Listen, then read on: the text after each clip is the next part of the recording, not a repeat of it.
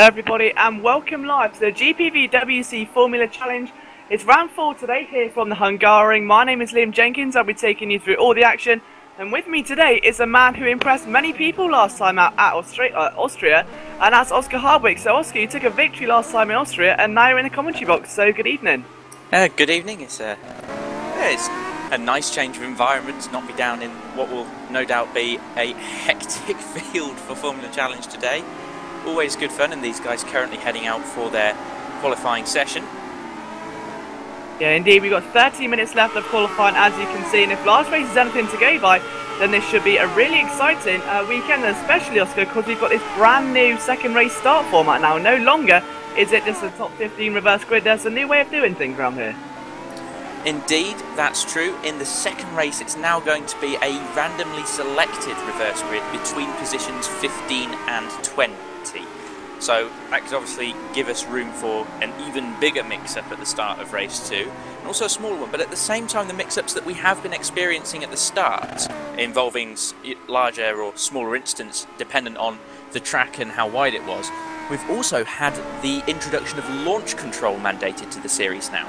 So everyone on the grid will be using launch control, and that should equalise the starts somewhat. So you might not see lots of overtaking, but at the same time it means that everyone is going to be getting away. You're not going to see the occasional person stalling or bogging down and maybe causing those accordion effects going into turn 1 or even before then.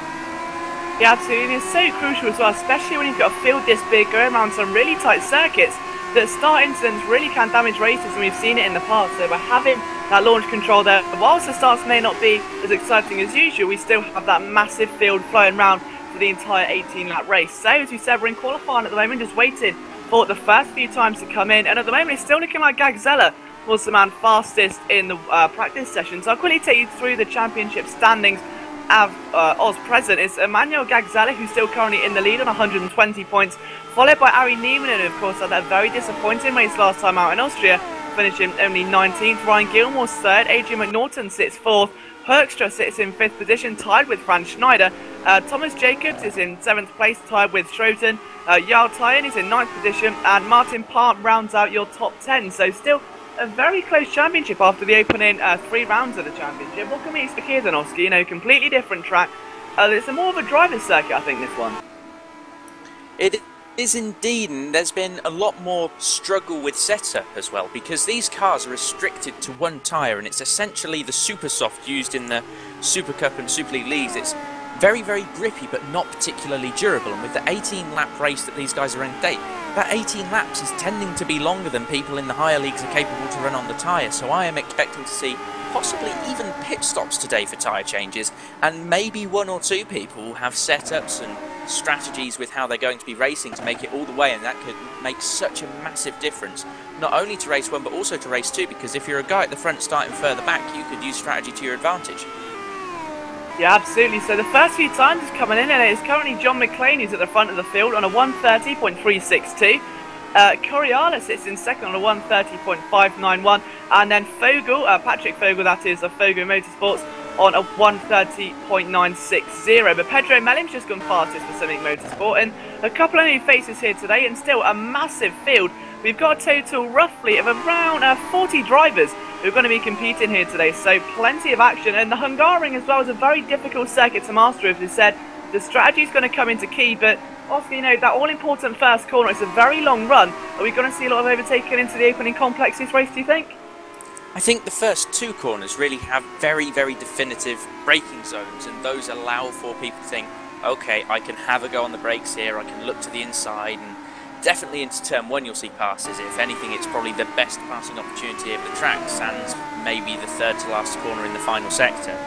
And in turn 2, you might see a few people make moves if people have got enough grip. If maybe you see the pit stops come into play, so you've got people on new tyres and people on old tyres, you might even see people trying to look around the outside there, because there's definitely the grip to do it. You've just got to be brave enough and confident enough in your car. Absolutely, and one man who's looking very quick around the Hungarian right now is our current pole sitter, Jack Nicholls. So nice to see him up there. You've got Pedro Melim and his teammate David Fiddick behind him in Simic Motorsports. Fiddick, quite impressive last time out in Austria. Danny Asprey looking to have a much better run. Seemed pretty confident in the interview after the race, so we'll have to see what he can bring to the table now after making the transition from touring cars into the open wheelers.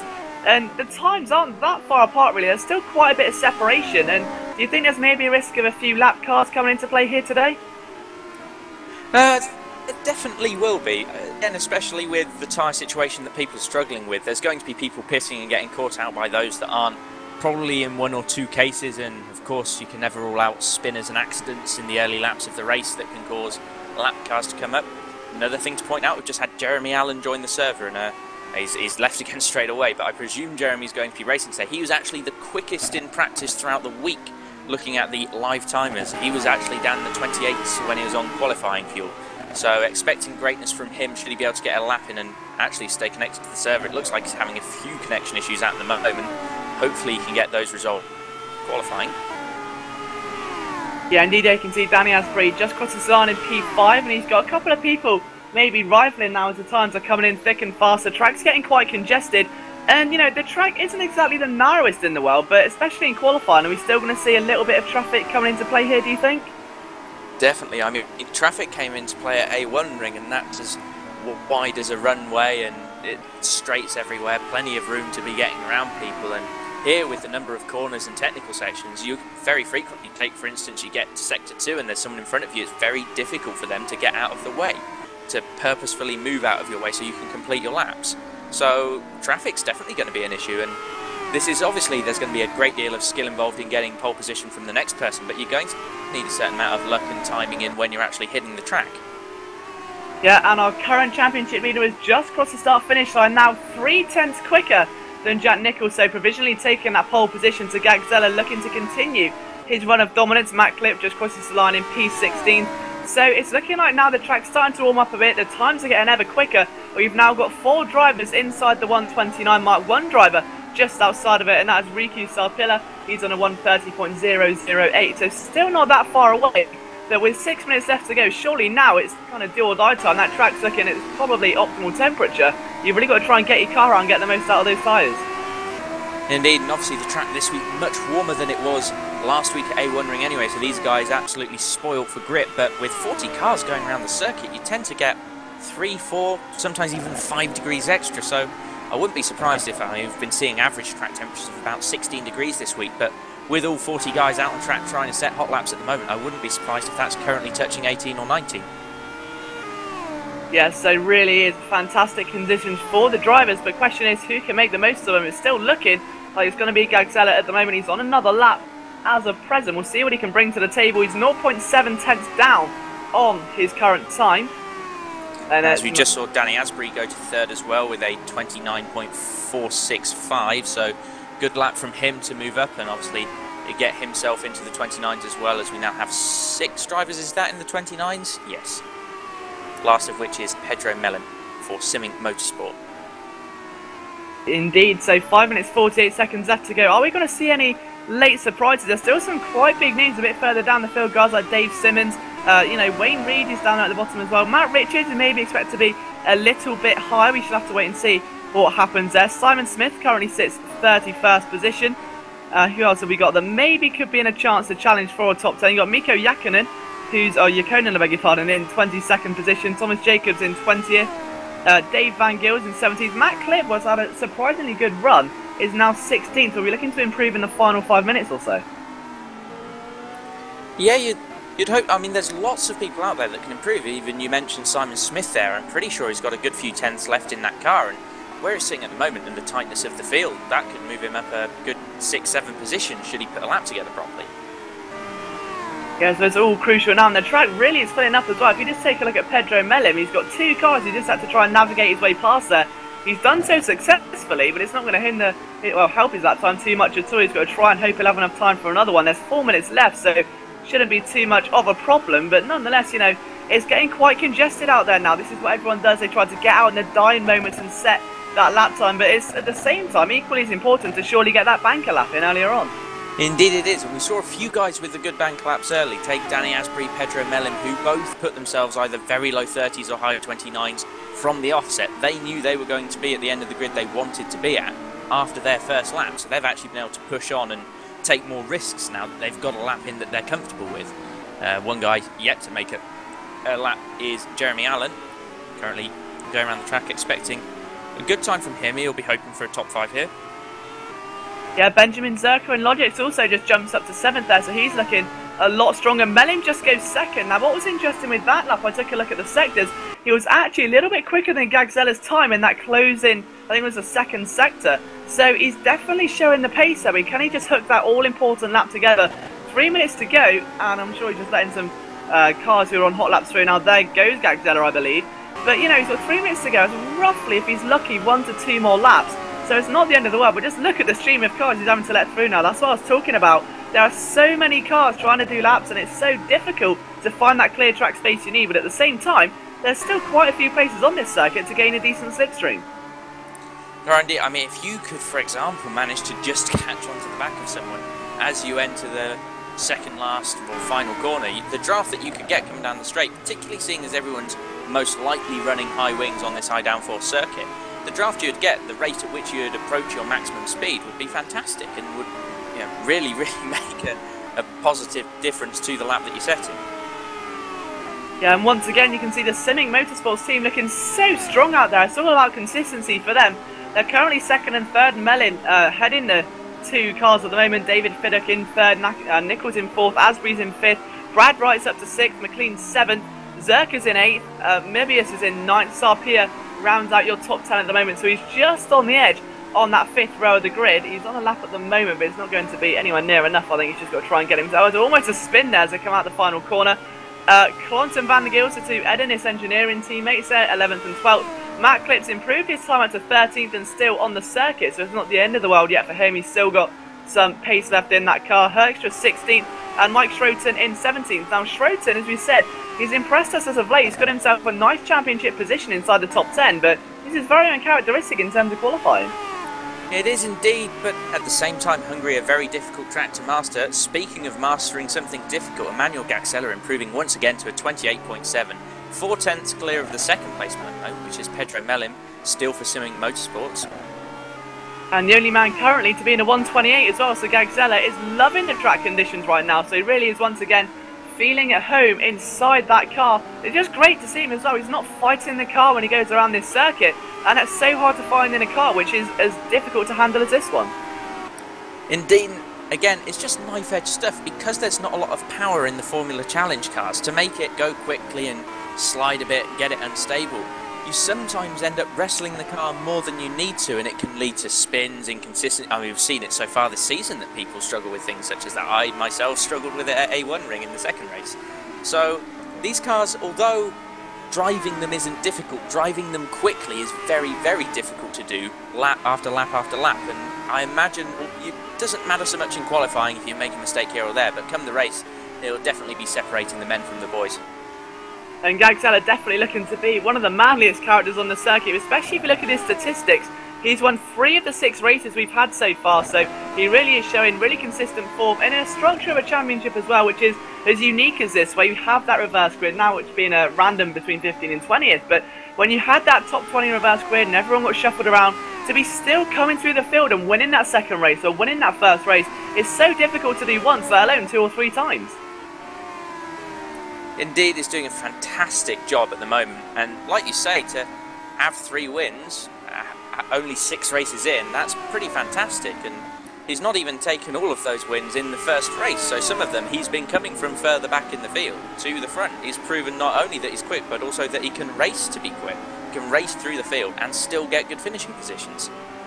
Indeed he is, and as the session comes to a close then, the clock hits 0 now, the checkered flag flies here at Hungary. It looks like provisionally it's going to be Gagzeller who takes that pole position, 4 tenths clear of Melin, but there's still cars on the circuit. Melin, we believe, is on a lap at the moment as well as he comes across the line. He's got slipstream there. We take a look on board with Fiddick, and he can't improve there. Jack Nichols currently P4.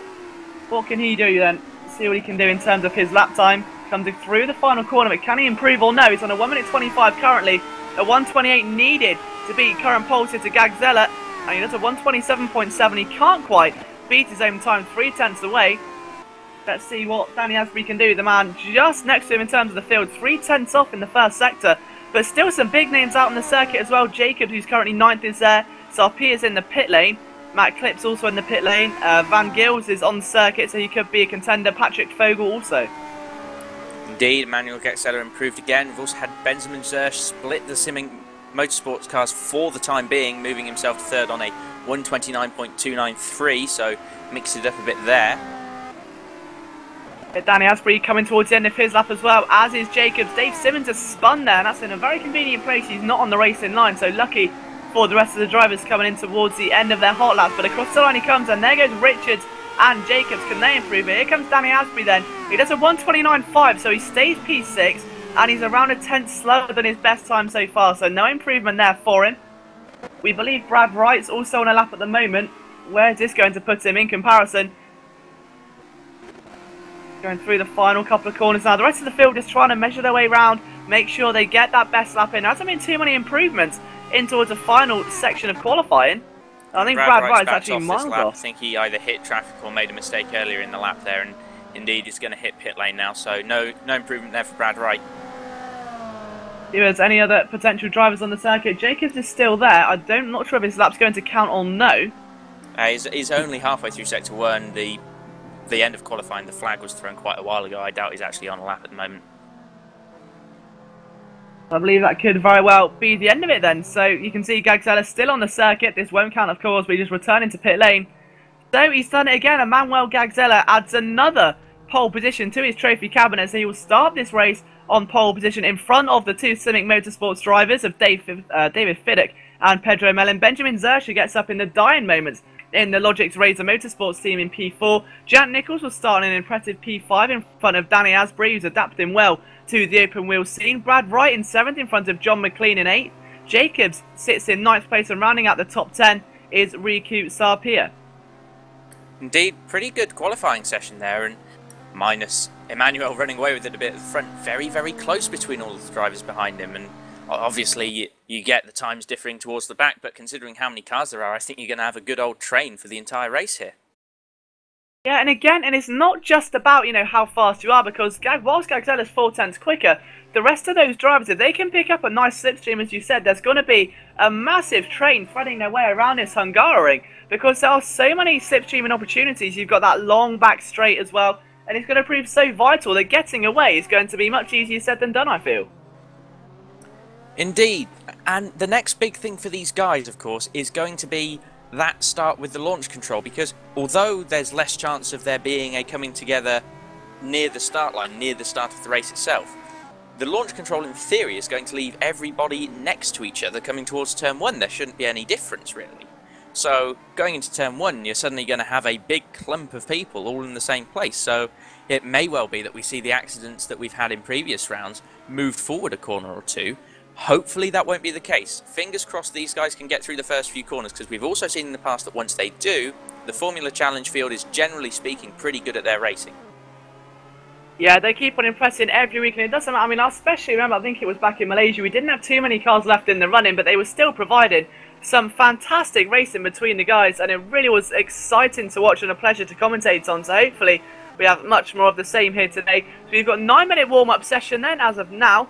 And, Oscar, this circuit, you've just done a very tense qualifying session, to say the least, filled with traffic. You've got 10 minutes now. I mean, you've been in this position before. Only last time out, you managed to take a pole position, I believe. So what would you do if you were Gagzella now, then? You've got 8 minutes, free time.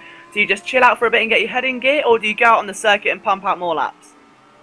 Well, I think Emmanuel Gagzella, he's a guy that's managed to keep a cool head this season. 3 race wins are testament to that. And in my opinion, a cool head isn't a head that's overconfident. If I was him, I would at least be out there practicing starts or just turning laps on race fuel, gauging where the grip's at, gauging how you're going to make the start of this race work for you. You can see lots of drivers out there already, as Danny Asprey as well, one of the front runners in qualifying, is leaving the pit lane. So if I was him, I'd get out there, I'd get a few more laps down and get my head perfectly in place for when this race gets going.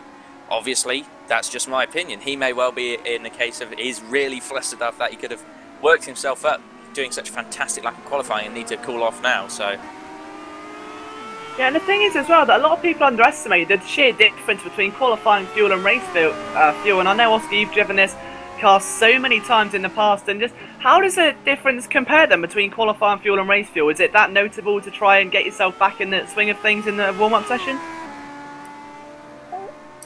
I would think so. I mean, in qualifying in Formula Challenge, because the tyres actually do take a while to heat up, just when they are heated up, they go off very quickly. You tend to run somewhere between a quarter and a third of the amount of fuel that you use in the race. And that allows you to do 6-7 laps in a row. And that's what we saw Emmanuel do there. He actually went out at the beginning of the session and he stayed out, and that worked perfectly for him. The other bonus to that, of course, is that the more laps you're doing, the more you can gauge how the tyres do actually wear and whether you need to be making any changes to how aggressive you are in the race. So probably the best way to do qualifying there. Great show of skill and then also forward thinking from Manuel Gaxella. Yeah, and also, I mean, would it be fair to say that warm-up times are safe to go off in terms of pace? Or because you still don't know who's on race pace and who's trying something different for a strategy, because as you said, people are debating pit stops. They may well have done a full qualifying run for 10 of the 15 minutes and realise that their tyres are not going to last those full 18 laps, so they may be considering an early pit stop or a quick strategy change. So is it too risky to try a strategy change this late on in the session? I wouldn't think so. I mean, I say that. There could be some people thinking, I can definitely do this race on tyres. I've not got a problem. And they're going to get to lap 13, 14 of 18 and go, oh no, my tyres have suddenly stopped working. I need to make a pit stop. At which point, they're going to be in a much worse situation than someone that was expecting to make that pit stop. If you prepare for it, you're obviously going to be better at it. You're going to call for the pit crew. You're going to cut down the time, a few tenths here, a few tenths there. You will have practiced your pit entrances properly. So it's a bit of a toss-up in that sense. You could prepare for the worst in as much as your tyres are going to go and you're going to need to employ a strategy as such. But then at the same time, you could then be forcing yourself into a strategy that's not necessary should the tyres be lasting for other drivers. It's a difficult one to call, and that's where the element of luck comes in. When you're racing, there is a strong element of luck.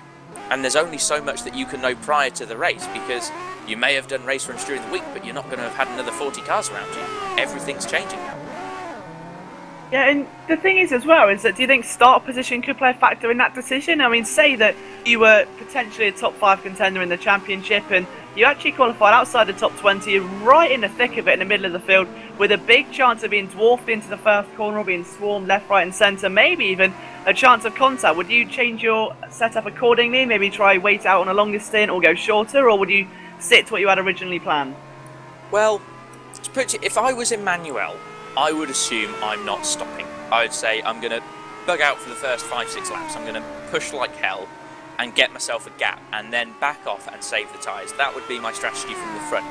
However, if, for example, I was Matt Clip starting in the midfield somewhere, I might be thinking, right, I could go with an alternative strategy here. I could take a risk, do 4 or 5 laps and then make my pit stop. Get myself out of all the traffic, get myself some clear air and new tyres, and a race distance where I know that the tyres will last. From that point, you've got that clear air, you start setting fast laps and all the people still battling, and then should they need to change their tyres later in the race, you've suddenly gone and gained yourself 8-9 seconds, and you blast by them all in the pit stops, and you're going to gain position from where you were. So if you're in that midfield towards the back, the actual options are much more open to you, but if anything that's more difficult because there are more things for you to be weighing up and deciding on. Yeah, exactly. So the complex mind of a racing driver, ever evolving, trying to adapt to every scenario possible. It's going to be interesting to see who truly is the master of not just racing but the strategy as well. There's so much to consider here. Me and Oscar really have only just scraped the surface, and there's some long going Coriala who's stopped in the middle of the circuit, and Nichols slams into the back of him there, causing them both to return to the pit lane. So I'm not too sure if that was an error in Coriala's car or a wheel error or something like that, but it wasn't looking too good either, especially if that's an electrical difficulty right before the race. Indeed, we are still seeing a few technical difficulties for a couple of drivers, and obviously that could well be one. Thomas Coriala has shown that he's had pace so far this season, yet to score a point. 6 races and 3 rounds in, and he's been at the front most of those rounds at some point or another, yet to score a point. And you only need to get into the top 15 to score a point, remember, so some people really struggling with technical issues and tyres and all sorts already this season. But you are now at round 4. Some of the people that have been here since round 1, you'd think, hopefully, have been learning things each race that goes wrong for them and learning things each race that goes right for them, and at this point maybe getting together tactics that they know work for them, and that they know are solid point scoring tactics. Yeah, exactly, and that's all what it comes down to, isn't it, as well? It's just all about kind of your own learning curve. And I think one last thing we've got to touch on as well is that we normally see drivers in these warm-up sessions doing a few practice starts here and there, maybe on a quiet part of the circuit or even off the circuit, With this new launch control, do you think it requires maybe more effort to do the start in case you try and slam the brakes? And obviously it won't make a difference because the control's launched for you, but it could, you know, your reaction time could differ or something like that. Is it imperative that drivers know that this new start procedure is going to change? Well, I was testing the launch control earlier, just out of interest as to how well it worked and what difference it was going to be making, and you're pushing in a button until you see the green light and letting go of it, and that's quicker than what I was doing before, which was holding in a clutch and letting off of that, and you've got a whole set of analog positions to move your foot through on the clutch, whereas with a button it's a digital, it's on off. As soon as you see the green light you're off it, and you've got the perfect bike point in the clutch from the launch control. So we should, if anything, see much quicker starts from people using launch control, and obviously cleaner, because with that clutch it avoids wheel spin and it gets you up to speed quickly. So if everyone uses it properly, in theory, you won't see people spinning off the start and you won't see the bogging down. That's the theory behind the introduction of the new rule, and of course this first race is going to be the first big test of how well that works.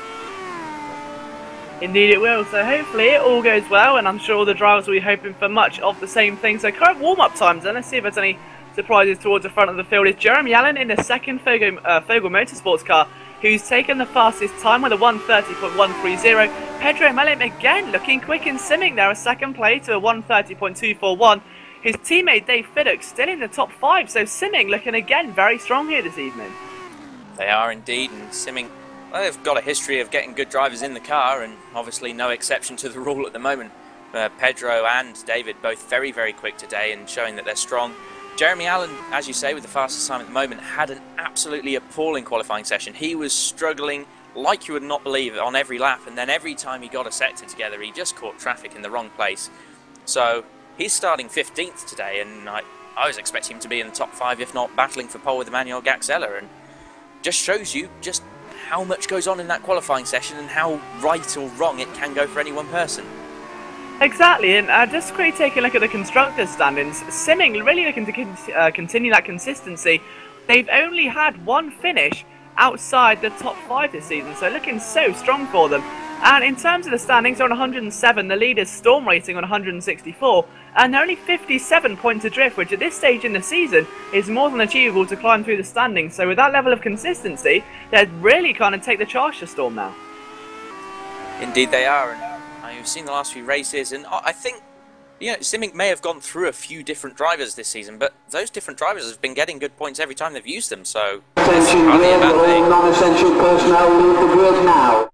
Indeed, now you can hear the famous words of R Factor as we get ready for 18 laps around the Hungaroring. It will be our championship leader, Emmanuel Gaxella, who will lead the field around. You've got Dave Fiddock in second, Melim third, Nichols will start in fourth, running out the second row of the grid.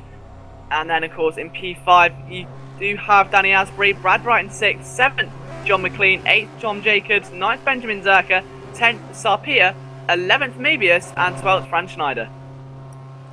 Indeed, and God, looking all the way back down that grid, some people probably from about 24th, 25th back actually starting round the final corner of the track, so this may well be a test for the launch control, because they're not going to want to be getting sideways there, and there's a lot less grip on the exit of that corner than you think, so possibly still see a few spinners or squirrely moments from people starting further back in this one, even with the launch control. Yeah, well, we've spoken about this in previous races, that the actual formation lap can prove so crucial, especially if you're at the front of the field. With a field this big, when you get to your original slot again, say you are in Gaxella's shoes and you kind of storm it round the formation lap trying to get the tyres warm, you've done all the hard work, you sit on the grid, you may have to wait for a good 30 to 45 seconds before the rest of the field line up, meaning all those tyres, all those brake temperatures are going to slowly start decreasing. I mean, was that a worry for you the other week?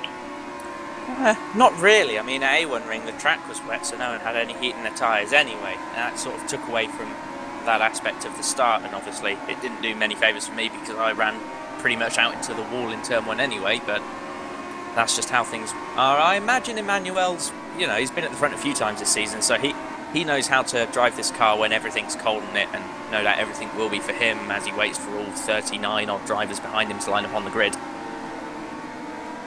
Now he's taking up a bit of pace as well. He's already in towards the final few corners here at the Hungaroring. Now you can see those two Simming cars just behind. Nichols in 4th, Asbury in 5th. And taking a look at the back of the field as well, you've got Ollie Woods in 40th, you've got Simon Smith 39th, Doug Hilliard in 38th, Weddick in 37th, Brandon Warren down in 36th, Corcala 35th, James Suggs 34th, Wayne Reed 33rd, John Hicken 32nd, Ocker Clint 31st. There's a spinner there as well, and I'm not too sure what that was. Someone has had a bit of a blip on the formation lap. And remember, the rule with spinning on the formation lap is to let the field pass and reclaim your position as everyone else is gridding up, I believe. So hopefully they're going to stick themselves out of the way for the time being and not cause any further incidents. Fingers crossed. I mean, I don't think he's moved. I think he should be able to catch with the rest of the field fairly quickly.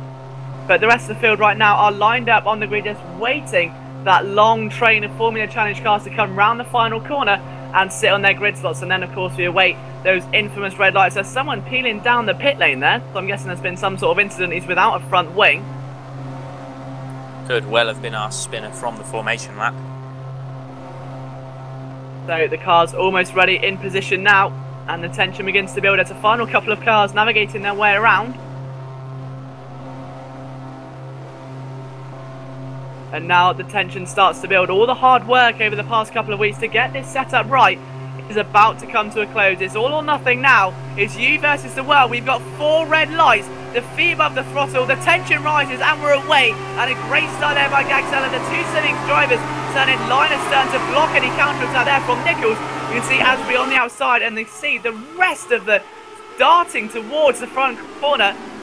And there's luckily no carnage. I don't think there's some cars weaving about. There's luckily no first corner incidents that I've witnessed, as we had the all-round relatively clean as the tail end of the field make their way round.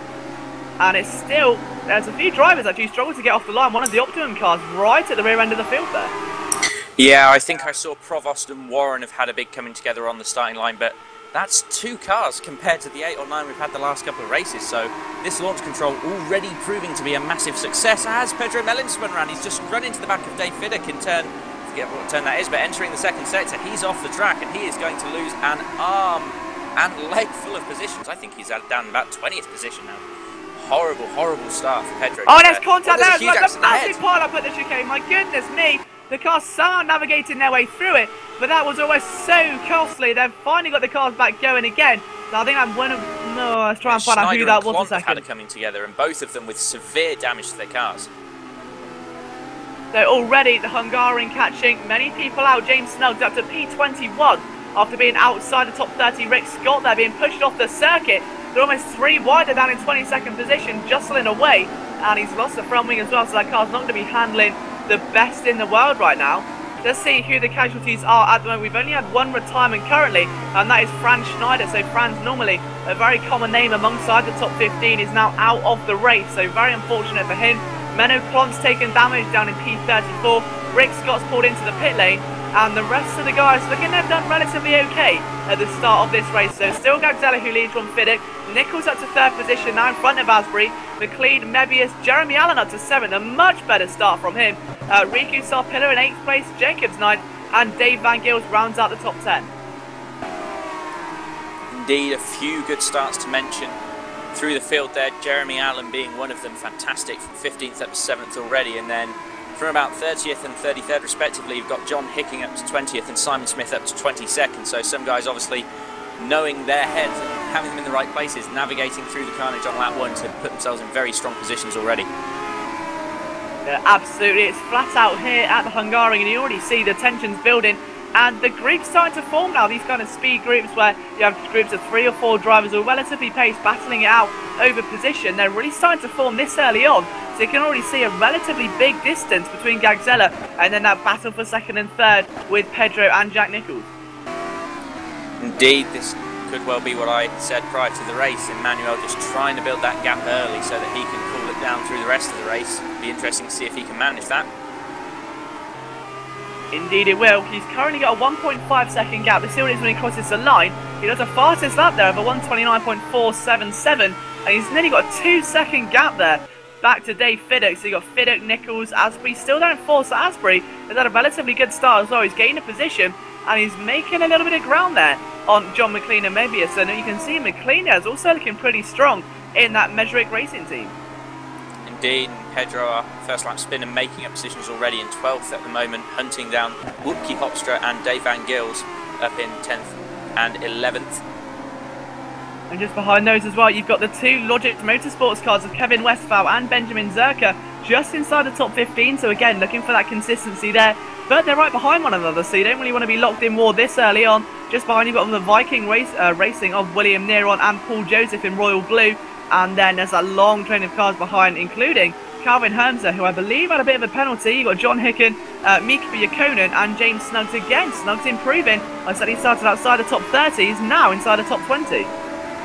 Yeah, again, you're seeing quite a few really good starts here. People picking up on the mistakes of others and pushing themselves forwards. Again, with the new reverse format for race 2, it's not just the top 15 that's important for points, it's the top 20, because you're giving yourself an opportunity to be right up there come the start of race 2.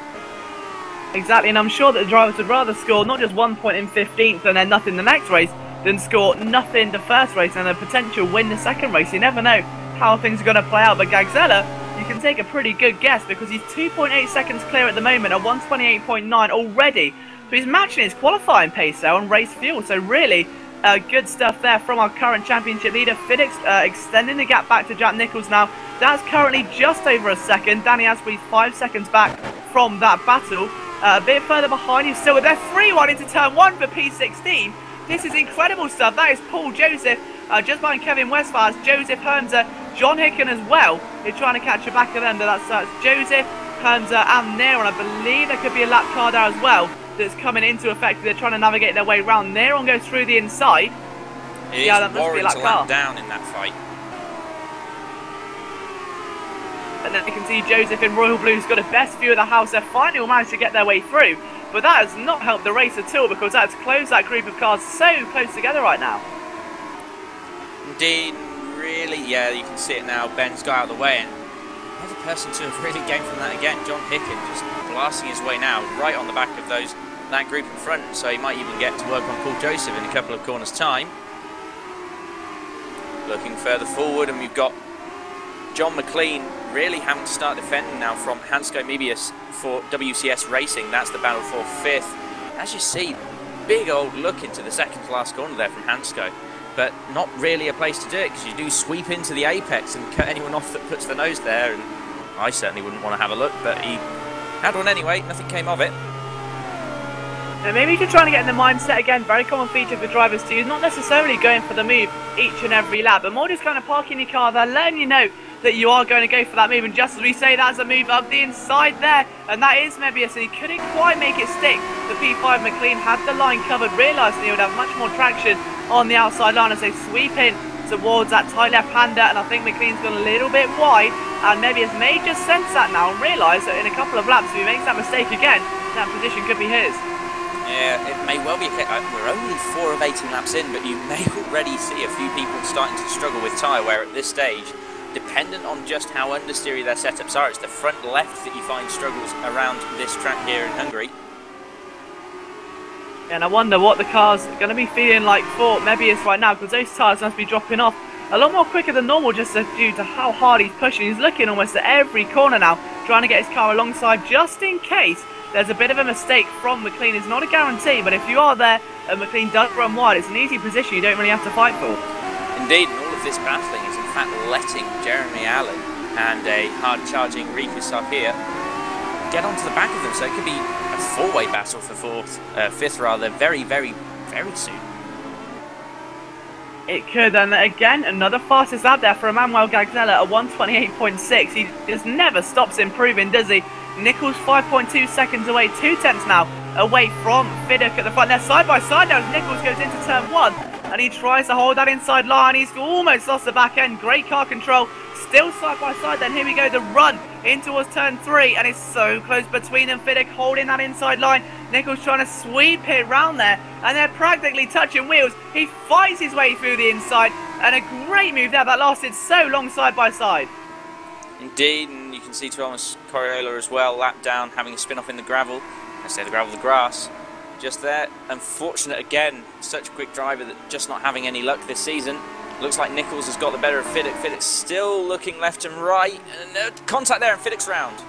He hits the back of Jack Nicholls. He's luckily got that going remarkably quickly. That could have escalated into something a lot more dramatic, but he has lost time to the battle just behind him. And look at that, Jeremy Allen down in P7 trying to catch the battle with Mebius. But look at the cavalry. They're now going to be catching Fiddick. You've got Danny Asbury, who's 2 seconds clear of McLean. You've got McLean, Mebius, Allen, Sarpia's there as well. Van Gilge is around 3 seconds down the line. But all these cars are just charging their way forward now. Yeah, it doesn't look like Dan Asbury's actually got much time at all over John McLean. So only a few tenths in it there. A bit of an Asbury train forming at the moment. Maybe a mistake that we missed off of the cameras there from Danny Asbury to allow McLean and Hansco Jeremy to catch up. Looks like Jeremy Allen's just about started to drop Riku Sarpia as well, so he's no longer really a part of this battle, but Jeremy is, as again Hansco right up the back of John McLean is going to surely have a look into turn 1. He's gone to the inside now, and there's a damaged car that looks like coming out of the pit lane, but Hansco, again, he puts his car down the inside, but just cannot get the power down early enough.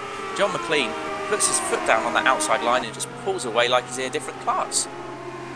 Really is incredible to watch, and just as now we mentioned pulling away, Gagzella's actually encountered some lap traffic. He's 7 seconds clear of Jack Nichols, and Nichols, because of that error of Dave Fiddick, has now got around a 5-second gap to him as well, so Fiddick's got to get a move on, because just 3 seconds down the road are this massive cluster of cars of Asbury, McLean, Mebius, Allen, Sarpia, all of them so close together. We've got a 4-way battle, and I'm sure that right now Fiddick's got to be hoping that they come into some sort of battle. And Hansco looking to the outside, it's surely not going to work there. Indeed it does, and John McLean's going to hold on to 5th position for the time being. He's held them both up though, so now Jeremy Allen's literally pushing the gearbox of Hansco Mebius around the track. In fact, he runs a bit wide there, probably a bit of push from all of the draft he's getting. He's looking down the inside into the 3rd sector, and he's going to get his nose cut off there pretty aggressively by Hansco. A fair move though, Jeremy didn't quite have the corner, and there's lots of contact going on as Riku Sarpia pushes himself right into the rear end of Jeremy Allen. Causes a bit of an accordion, and that in and of itself is allowing John McLean to quickly get his head down, build a gap, let himself breathe for a lap or two whilst these guys sort themselves out behind him for 6th and 7th position. Yeah, and look at that, straight back on the inside now is Jeremy Allen in that Fugo Motorsports car into turn 1. He thinks he's got enough momentum, but swooped away from him there from Mebius. He's taken nothing from that battle at all. He wants to slam that door shut as soon as possible, but it's non-stop, it's relentless battling here from Jeremy Allen. He wants that position, doesn't he? You can just see it, how hard he's pushing right now, all over that rear wing, almost up the inside there. As they begin to climb the hill, he surely can't try through here. Up the top of the hill, this is where most battles here get decided. Allen sensibly backs out of it for now, but you've got to fancy his chances. Indeed, he's looking like he's got the quicker car at the moment, particularly through the 1st and last sector. So I wouldn't be surprised if we see a move soon, and if I was Jeremy, I'd just sit there and show my nose every corner and figure out where Hansco is most likely to be caught unawares.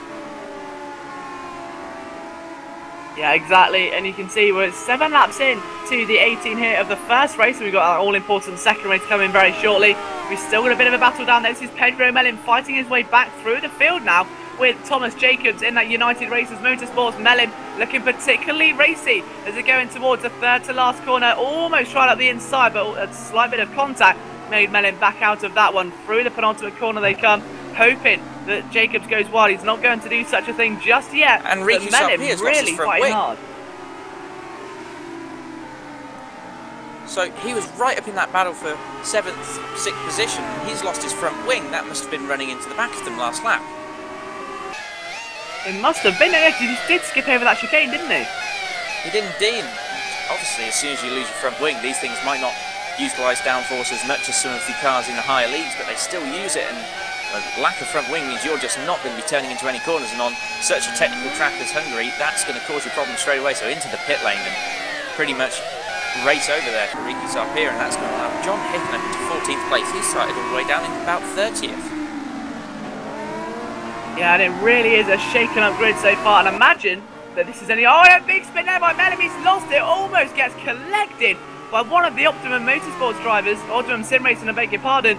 But Pedro Mellin's race has gone from bad to worse. He's got the car going again, but frustration surely must be rising now in that cement garage. Indeed, well, not so much for Fiddick. Fiddick's still in a comfy 3rd, just turning laps. Obviously, he's had a spin himself, but nothing that really hampered his overall pace or race so far.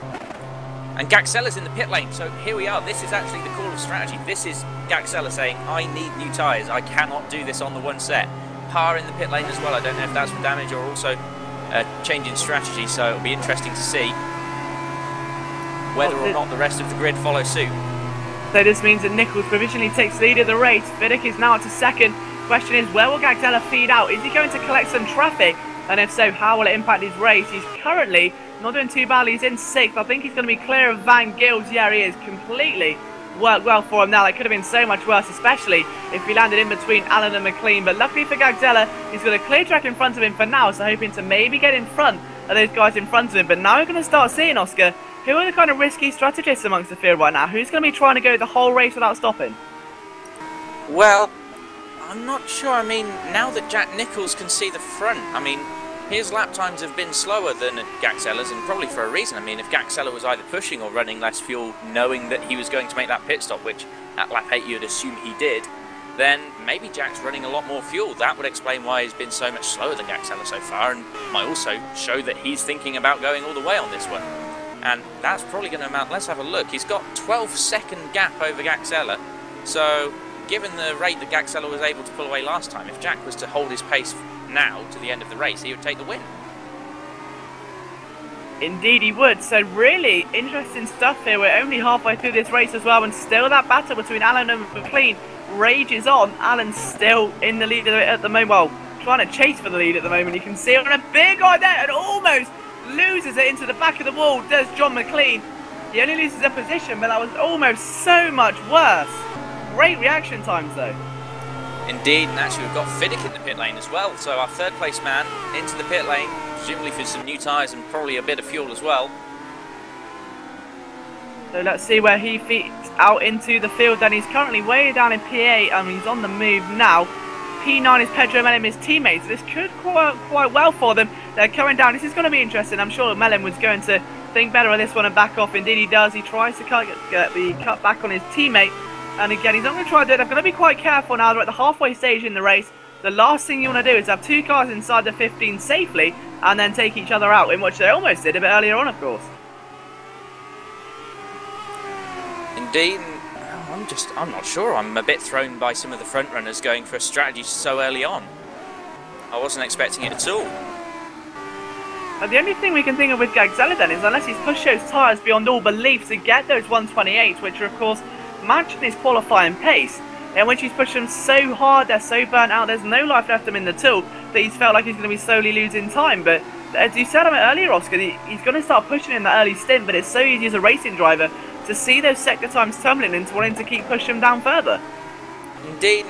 I mean, in all fairness, if you had planned a pit stop, then there's no reason why you shouldn't just take the fuel out and push as much as you can. Again, it would explain why he was able to match his qualifying pace. And, I did a good few laps in the Formula Challenge car in the past couple of weeks just because I didn't know whether or not I'd be racing, but definitely, I mean, he obviously knew that. He obviously knew, I want to do this pace for this number of laps, make a pit stop. That was a very, very planned looking stop there for Emmanuel Gaxella. I'll be interested to see if it works well for him. I'm aware that there are actually a few drivers that are definitely not planning on a pit stop, so it'll be interesting to see how that goes for them, because obviously we're only on lap 11 of 18 at the moment. We've got another 7 full laps for these guys to complete, and tyres will no doubt be an issue come the end of that, regardless of how clean and gentle you've been with the car. And I think an interesting gap to monitor as well could be the one between our current race leader, Jack Nichols, and Gaxella. So Gaxella was the first man to pit. The gap currently is 12.59 seconds. Now, if that goes down, then that may be a sign to Jack to start pitting. If it actually continues to rise, then maybe he's made the right call. Well, there's been a full racing lap now for Emmanuel Gaxella out since his pit stop, and he left the pit stop about 12.6, 12.8 behind, and he's still 12.6 seconds behind. So as of yet, there's not been that noticeable gain, or well, as I say, that he goes to 11.8, so he's found a full 8 tenths in that sector, but 8 tenths a lap with 7 laps to go, and you're more than 8 seconds down basically, you're that far behind is not enough. So maybe Emmanuel Gaxella's overthought this, not quite got his strategy right, and is in fact not going to be able to catch up with Jack Nichols, unless of course Jack still plans to pit and or his tyres hit some dramas late in the race. Yeah, we see it's down to 11.2 seconds now, so it's almost over a second gone that lap, so Gagzella's definitely pushing. He's now 0.9 behind Jeremy Allen. Now, this is a factor we did not account for. If the guys in front do not pit, if Asbury, Allen and Nichols do not pit, then that means they all have to try and hold off Gagzella for as long as possible. Now, it's all very well Gagzella taking out these chunks and tenths of seconds out of Jack Nichols, but if he's stuck in a battle with someone like Jeremy Allen or like Danny Asbury, then this could ruin his strategy entirely. It could indeed. Again, he's gaining lots of time at the moment, but he is about to get onto the back of Jeremy Allen, who just ran very wide there, heading into the second sector as Matt Webb just ahead seems to have had a moment and is getting out of the way. Good bit of driving there. Through the chicane they come. We'll see what the actual time difference is. It's currently just over 11 seconds, 11.005 between the two cars. A bit further back down the field. We'll quickly go through your top 10 as it stands then. Nichols from Asbury, Jeremy Allen third, Gagzella's in fourth, John McLean still fifth after that slight error. Tom Jacobs now back up to P6 after driving a recovery race. Herkstra sits in P7 in front of, again, David Fiddock in P8. His teammate Pedro Mellin just behind him. Around 2 seconds separate the two Simming drivers. Hansko Mebius is in P10, Dave Van Gils is 11, Sarpi is 12, Pickens 13th, and Matt Clip rounds out your top 14. Indeed, Nichols is in the pits. Kevin Westphal is your final point scoring driver at the moment, 15th, worth giving him a mention. Obviously, if you're in the top 15, then you have a 100% chance of being involved in the reverse grid. If you're from 16th to 20th, you've got a chance of being involved in the reverse grid. So Nichols leaves the pit lane from his provisional P1. He's now down to P7. Fiddock may be able to challenge. Now, where have we seen this battle before? The answer, a few laps ago, these guys were locked in battle until they got separated by a slight error from the Simming driver. Saw him slip down the field, but his strategy may have worked out for him then. Well, indeed. I mean, he lost 3-4 seconds having that spin when he was battling with Nichols prior. He obviously made his pit stop 2-3 laps ago now as Nichols weaving to get into the tyres as Fiddock comes onto the back of him. But that's definitely worked. There's only a few tenths in it now, so Fiddock could well be in a strong position to take 7th off of Nichols. He could be. Looks to the outside. Nichols goes a bit deep. He almost pushes him off the circuit there. Into chicane and a bit of a nudge. Sees again the same corner. That Simming driver go wide. He resumes back on the tarmac. But again, that same corner, history repeating itself. Same corner, same driver. Same, almost a mirror incident there. And Gagzella's just made his way past Jeremy Allen. Oh my goodness, and Jeremy Allen hits Gagzella straight off the track. Oh my goodness me, the two of them now struggling to recover. Gagzella must be furious inside that cockpit right now. Jeremy Allen may dive into the pit lane. Whether this will count as a scheduled stop, it may not. Hurt his race that badly, but one man is definitely going to hurt. Is that man, Emmanuel Gagzella. John McLean still hasn't pitted yet. We've only got 4 laps to go, so it's still debatable. But Gagzella will not be happy at all. No, he'll be very, very frustrated by that. It's important, though, for Gagzella to clear his head and not get the red mist at this point, because if he starts bashing people out of the way, then he's only going to put himself at risk of penalties. Indeed, and that's the last thing he needs as well, especially when he's gained so much of a championship lead over the past 6 races that we've had here. Of course, taking a victory in 3 of them. He would love to add a 4th one out of the possible 8, but it's going to be so hard. Yeah, it's going to be difficult for him now. 4 laps remaining, and he's got 7.6 seconds to make up to Danny Asbury and the car of John McLean sitting in second between that.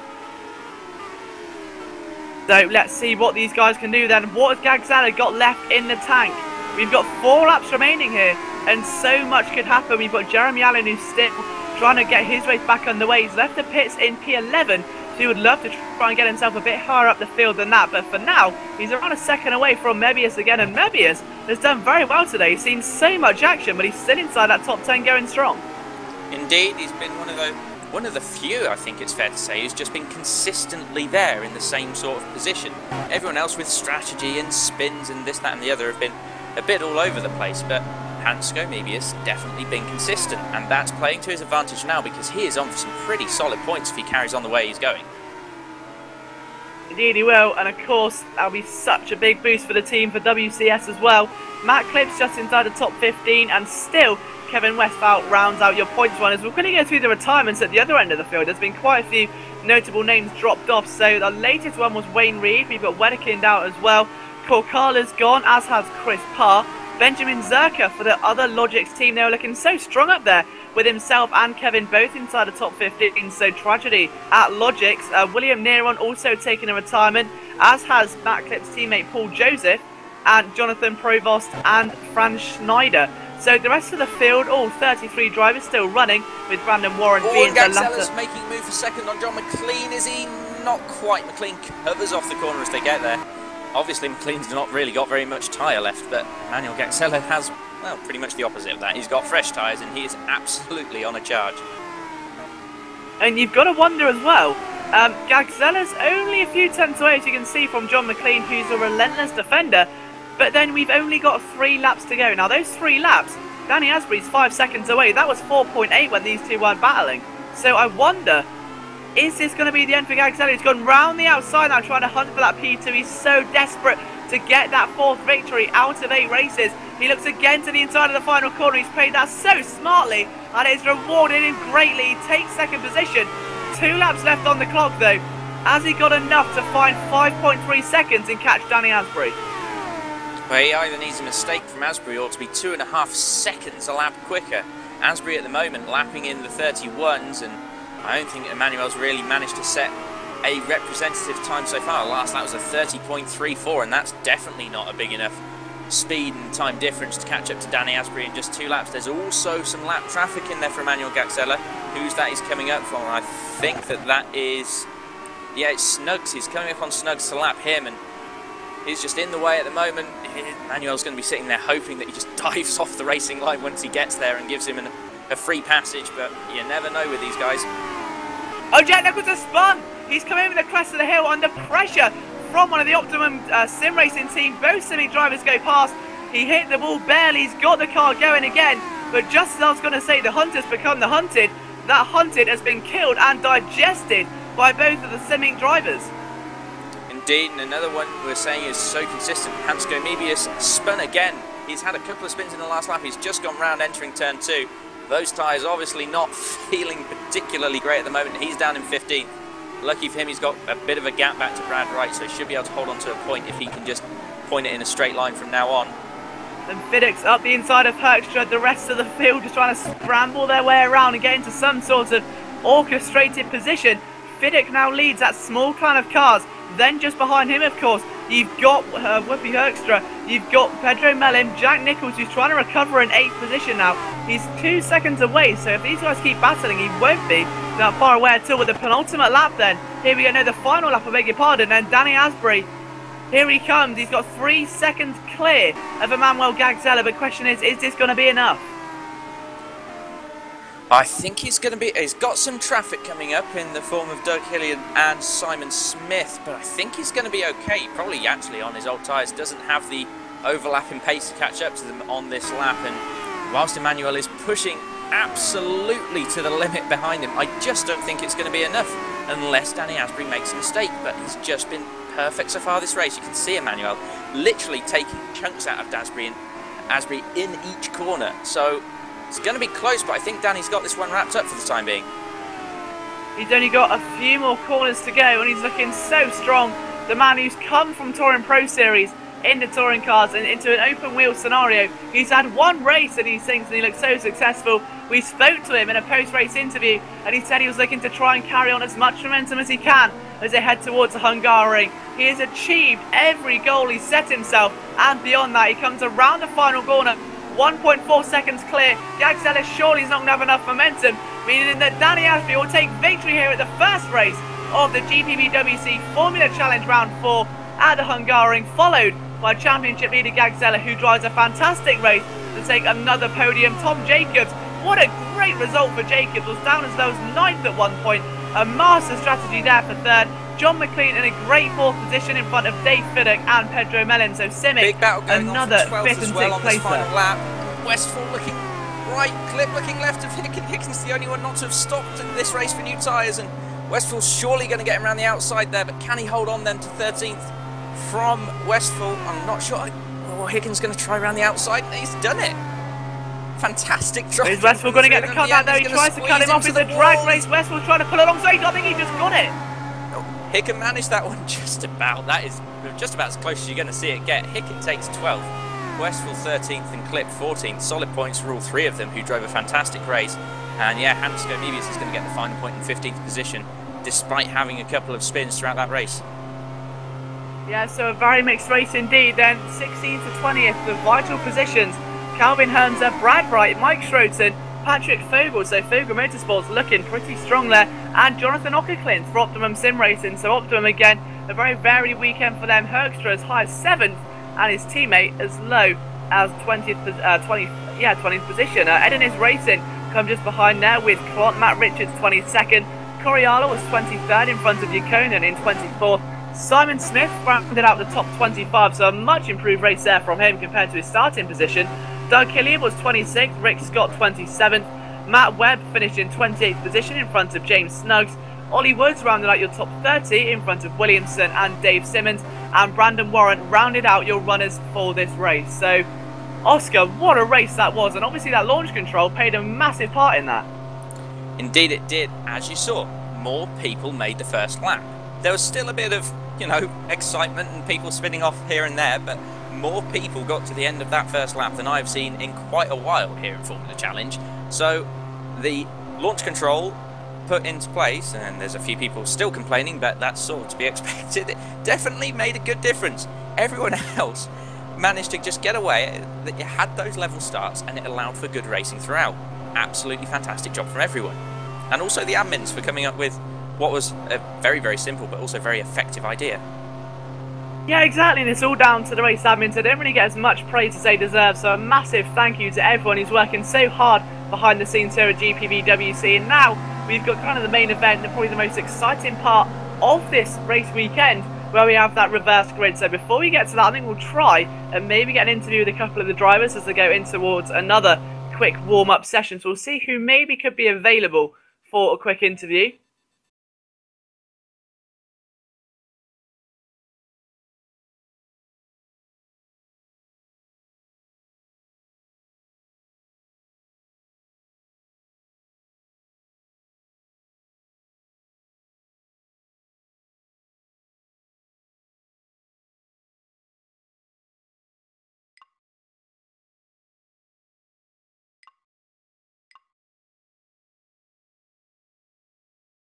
Yeah, we'll try and get those interviews sorted for you as soon as possible, but just a quick chance to reflect. We'll go through the entire top 20 now as it was.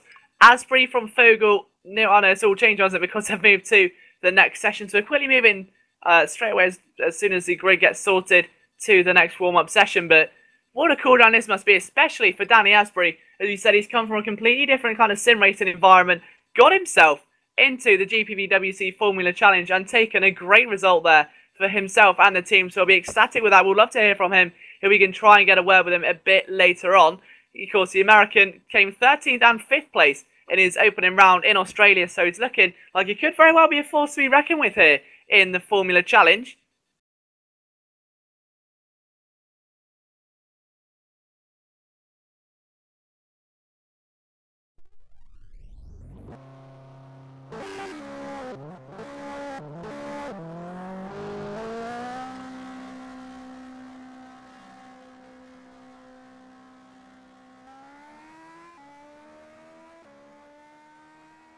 So we're going to go into a quick 10-minute warm-up session, and as the drivers try and cool down from what's a very high-octane race for them, then now they've got to get their heads in gear once again and try and reaccommodate themselves as to what could be the most crucial race of the weekend, especially for drivers maybe like Matt Richards and Simon Smith, guys who are just outside the top 20. You've got to start from that kind of area once again, but also for the guys who could very well be, shockingly, starting at the front of the field for them. So they'll have to be trying to maybe rework a new strategy or making sure that they get that start perfect, that their heads are in gear, and they know how to approach the first corner.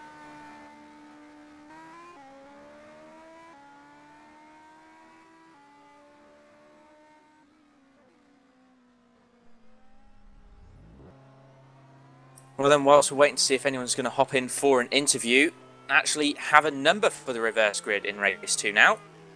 We've gone through the random number generator between 15 and 20, and the number for the reverse grid this time is 19.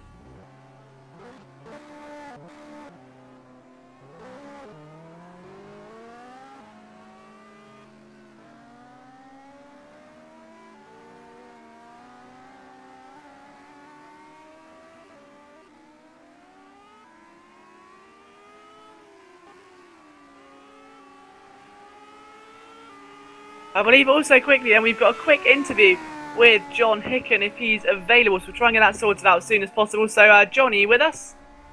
Hello. Okay, so John, must have been very tense out there for you. Just talk us through your race. Oh, to be honest, I felt like I've done better races, but in terms of results, that's probably one of the best I've ever done. I started, I think, 32nd after a pretty poor qualifying session, to be honest. And then off the start, because of the amount of cars in front of me, the lag was just unbelievable. It was complete pot luck that I didn't hit anyone, to be honest. But I just sort of nursed it through, and as gradually as people were spinning off, I gradually worked my way up the field, and I felt, is it Clip? I'm not sure of his first name, I just saw the letter M. Is it Martin or... Matt. Matt, I think, Matt. Yeah, Matt Clip, he was just breathing down my neck the whole time. And I think I only just had the pace to keep him off my back, really. And the finish, I can't remember his name at all. That was probably the closest finish I've ever had in sim racing, like full stop. So I quite enjoyed myself, really. These cars are quite easy to get into that sort of, you know, that zone where it's just consistent, constant laps, and you just stuck with it, and you can turn lap after lap after lap. I was just in that zone really easily because these cars are pretty easy to drive. So yeah, better luck than what I've had previous, to be honest. And do you think that overall that the new launch control rules are a good rule for the league? Do you think it's helped everyone overall? I think it's debatable because the start that you get comes down to reaction time more than the actual start that you get. I mean, I think there's two sides to the coin on that one, in the sense that everyone's starting at the same time, so it's a bit hectic. Personally, I don't find the launch control to be much of a problem. I don't feel it bogs down that much, but other people really despise it. But I guess it levels out the playing field, yeah, for sure. Okay, awesome. So we'll let you head to what must be a very exciting race 2 for you and try and get your head in gear. So I mean, you've just come out of race 1, going into race 2, short, warm down session now. Do you get straight back out on the track in the warm up session and get yourself back in the racing frame of mind, or you just kind of hold off for a bit and get yourself calmed down again? I think I just need to relax, to be honest. I think that's the strategy that works best for me. If I get too jumpy, I'll start making mistakes, as I have done in the past. But if I stay relaxed, I'm not in a particular rush to get back out on track at the moment. But yeah, I'm looking forward to it, to be honest. Okay, excellent. Well, thank you for your time, John, and we shall see you in race 2. So best of luck, and we'll talk to you soon. Okay, thank you. Well, it certainly was an eventful race 1 there, Liam. Oh, absolutely. There was so much going on, and we really can't wait for the second race. But I think a big part of that was seeing that massive field just all making a way through their opening complex relatively cleanly. Then that kind of theory you had where everyone separates out into their own little groups. And it just really did make for some clean, respectful driving, and it had everything that a racing fan wants to see, really. Well, another thing that I've picked up on is you had Asbury, McLean, Hicken, Whoopke Hopstra, to name a few that got points that didn't stop for tyres there. And all of them improved on their starting position. Each and every one. So although their tyres were obviously absolutely destroyed by the end of the race, you're losing that much time in the pit stop and getting caught up in traffic when you come back out, that no stopping did seem just about to be the quicker of the two strategies.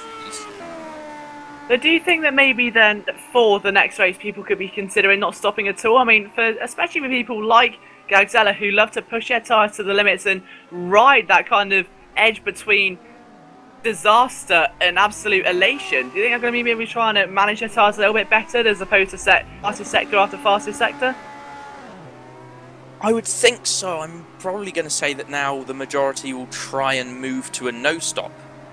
Whereas obviously in the first race you had the majority one stopping, but I'm not sure. I mean, again, if people with their setup just confident in what it will do with the one stop and unconfident in what it will do on not stopping at all, probably just continue the way they started and do the same strategy again. Yeah, I was thinking because people that maybe who are planning to run a pit stop and they think that their tyres aren't going to last, if they think, okay, let's just take Danny for example. Danny started relatively low down the field, he started in P5, he got a win out of it, so 4 positions and a victory. I'm starting, for instance, now P17, there's no reason why I can't get a top 13 or a top 10. I'm not going to stop, but I don't know how the tyres handle. Is that a massive risk for them? Because they're going to still be pushing that same limit all the time. They're not too sure what to do when the tyres start to fall off. Well, again, it's such a box of unknowns for these drivers at the moment. And again, it's one thing about sim racing. You've not got a crew of 19 giving you all of your data. You have to take from what you feel through the car and react to it. There's so much going on for the drivers that really the people that are doing strongest are the guys that have decided on their strategy prior to the race. Exactly, so 2 minutes 40 left in this warm-up session, and not many drivers setting lap times actually. There's only 5 at the moment, well 4 who've set times there. Matt Webb, Menno Quant, Danny Hilliard, Doug Hilliard, I beg your pardon, and Fran Schneider. So apart from this, Fran Schneider just takes a bit of a spin there into the gravel and takes a more scenic route of the Hungarian, but a lot of the cars, whilst out on track, aren't setting a lot of lap times. No, obviously a lot of people in the same boat as John Hicken thinking, right, I need to take a breather there. And you know what, I think I'd probably be in the same boat having just watched that race. I mean, I'm probably feeling worn out myself, and again, I'm just sitting here commentating. I think I'm in the same boat. I mean, I think a lot of people overlook just how much sim racing takes out of you, because especially with a series as competitive as this, where you've got close to 40 cars all the time, you're always in a battle with someone, you know, whether it's 2 cars, 3 cars, you're in the middle, focusing on attacking, defending, strategy. It really can drain you both physically and mentally, so the drivers have got to be in their best state as they head into the second race. Indeed they do. In fact, we start seeing the grid getting formed up now as there's only about 90 seconds of this warm-up session left to go. So the question is, who's going to be the main man to capitalise out of this overall race? Who then the new rule for switching the random grid order around? Who's going to be the man to capitalise? Oscar said the magic number this time is number 19.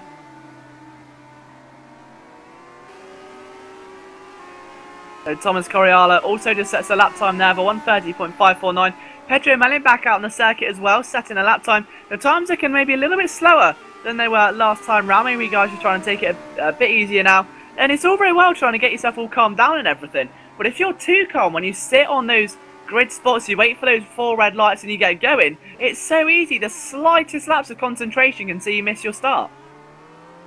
Indeed, and as John was just saying in that interview there, now with the launch control put in, it's the reaction time that's important, not the start itself. So you've just got to be on it with your launch control to get yourself going. So all about reaction times for these drivers. There's got to be nothing else on their mind, just pure 110% focus on the task in hand and making sure that car gets off the line and through the opening complex safely, and then focus on the rest of the race. So 15 seconds after in this warm-up session, see a couple of the guys practicing their starts there, Calvin Hermser being one of them for the Waters Automotive team. As we just wait, kind of the calm before the storm now, and then we'll hear those infamous R-factor words.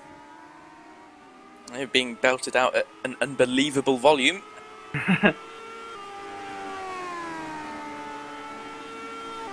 think we're just waiting for the rest of the drivers to return to the pit lane and get ready to advance the session.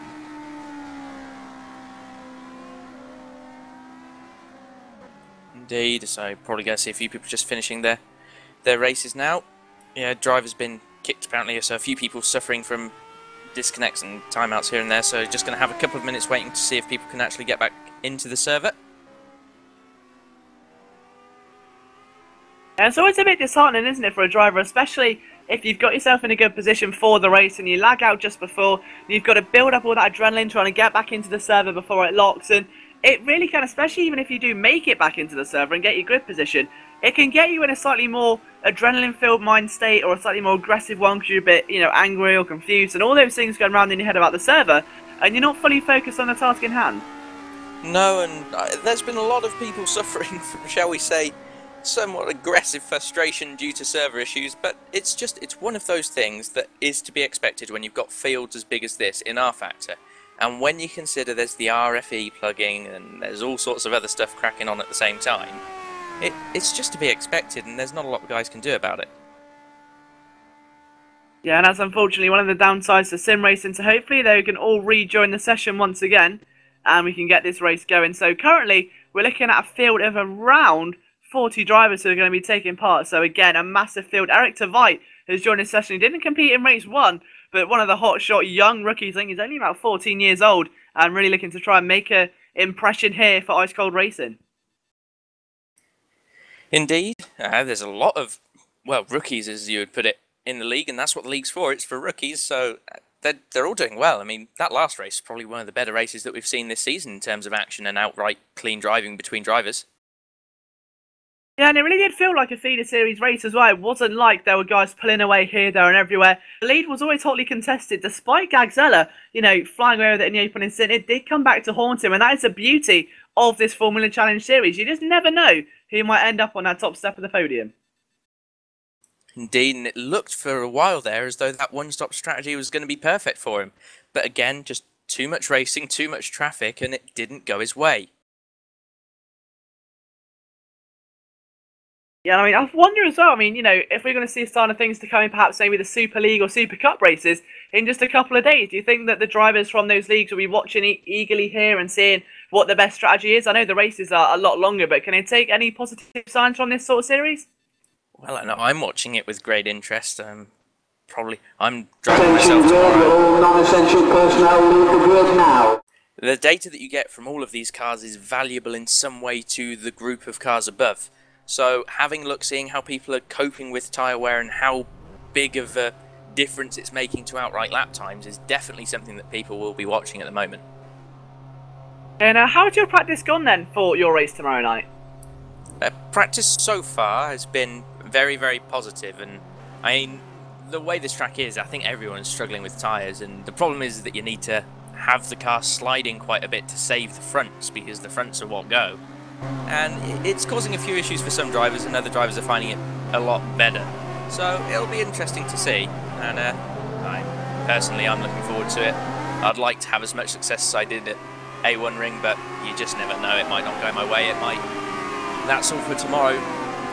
Now though, we've got the guys heading out on their formation lap. Fogel inheriting the lead from the reverse grid. He finished 19th last time out. He's going to be leading into turn 1, you would think, this time out.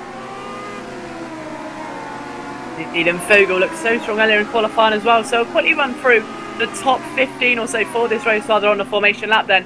So Patrick Faber will take pole position due to his brand new rule coming in. It's almost like the lucky dip between numbers 15 and 20, meaning Mike Schroten will start in second place in front of Brad Wright and Calvin Hernzer, who was practicing his starts earlier on, his teammate 2 places above him. So it looks like Waters maybe we could have in contention for a strong race here this afternoon. Hansco maybe as one of the big faces of that top 10 last time round. Matt Clibb will start 6th in front of Kevin Westphal in 7th. John Hicken will start in 8th position, so again he's looking to get some more points on the board after his interview, after having, in his own words, one of the best races of his career. So Riku Sarpilla in P9, Jeremy Allen rounds out your top 10. Allen again in the thick of the action for Fogel Motorsports last time around. Dave Van Gils rounds out the top 11 in front of Jack Nichols in 12th, who will be hoping to score some more points for his team. Whopper Herkstra starts in 13th for the highest rated Optimum sim racing car. Pedro Melim and Dave Fiddick again, those 2 Simic Motorsports guys. You can't split them between anything right now. John McLean 16th, Thomas Jacobs 17th, and Manuel Gagzella, the man who was 2nd place last time, is 18th, and our race winner Danny Asbury down in 19th with Jonathan Opperklin rounding out your top 20. Yeah, it's looking interesting for these guys, and it'll be interesting to see how much more difficult it is with the extra 4 positions to get back through for the guy that won the last race, Danny Asbury. We've not seen it before this season, and it'll be interesting to see how it goes this time. Yeah, another beauty of the Formula Challenge, the unpredictability. You never know what's going to happen. Are we going to see a Fogel Motorsports victory today? Are we going to see a Waters 1-2? The bookies will be having a field day right now, but the drivers will be so focused on what's going on, as you can see them all quickly squirming about the circuit, making sure those tyres are the hottest they can be before they sit that long way on the grid, waiting for those 4 red lights. Yeah, I've actually, Whoopke Hoekstra has decided to go for a little spin on the formation lap.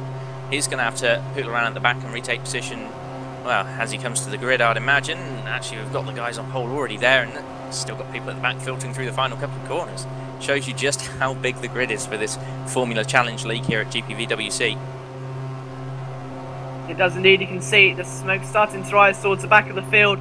The heartbeat's going to start increasing now as the adrenaline begins to flow around the body. We are waiting as a car trying through the field. I believe that must have been Herkstra as he returns to his grid spot. So now we wait for those 4 red lights. It's a test of reactions for the drivers. They know what's at stake here today. And now you can see the view begins to change. Eyes fixed on those lights. It's all about reactions. Fingers on the launch control. And we're away for the second time in Hungary. And a massive start there by the Fogel Motorsports driver. Oh, maybe it's at the start there. You got Weckenen in second. Fogel is in second. I believe my timing's actually messed up completely there. But as they flow in towards the first corner, there's no incidents at the moment. All looking relatively clean as they try and filter their way through. No kind of... Oh, huge! Who's that? Alan's gone off. There's a massive bit of clash. 2 teammates off as well. 2 teammates are off together. I believe that may have been one of the... yeah, it was. It was Snuggs the Levaxian racing cars. Both Chris Parr and James Snuggs involved in a first lap incident. But as they climb through the hill, it's all looking a bit more tight as they try and get themselves into some sort of sustainable order for now and just really focus on getting themselves through the field. Simon Smith takes a bit of a nudge there to Benjamin Zersha, but at the front of the field it is still Mebius who is not leading because my timing again is messed up. Brad Wright is in the lead of this one.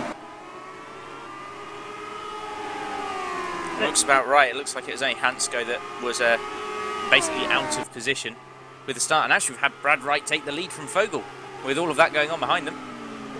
And Westphal third's up here, 4th, and look at Van Gils in 6th, getting clustered there as I think John Hicken tried to get a bit of a look in P7. Hearns is 8th, and where's Danny Asprey and Gagzella? Deonta Gagzella's up to 10th, he's done it again. Yeah, stunning start. Asprey's not moved forward barely at all. In fact, Asprey's not there. He must have been involved in one of the incidents. He's moved backwards. Yes, indeed. He's all the way down to P20. He's still there trying to hold off Simon Smith, who was 24th a couple of moments ago. There's Smith on the inside, now takes P19. So Simon is having a whale of a time in that back marker brigade team. Once again, looking to change the name to midfield to front marker brigade because they're looking a lot stronger. And a bit further up the field, Herkstra sits in 13th, Matt Clip up to 12th, Vidic in 11th, Gagzella up to 10th, and already challenging Calvin Hearnser now.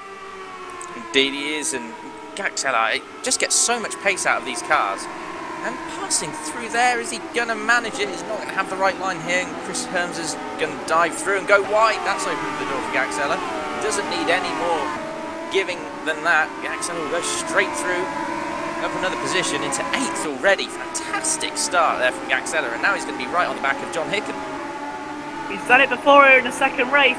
Can he do it again? If he can take a victory here, he will make up for lost time. He wants to extend this championship. He wants to dominate this championship around the outside, hunting against John Hicken right now. But Hearnser may come back to haunt him. He darts to the inside. They're 3 wide as they go down here. And look at this. They just sorted it out between themselves.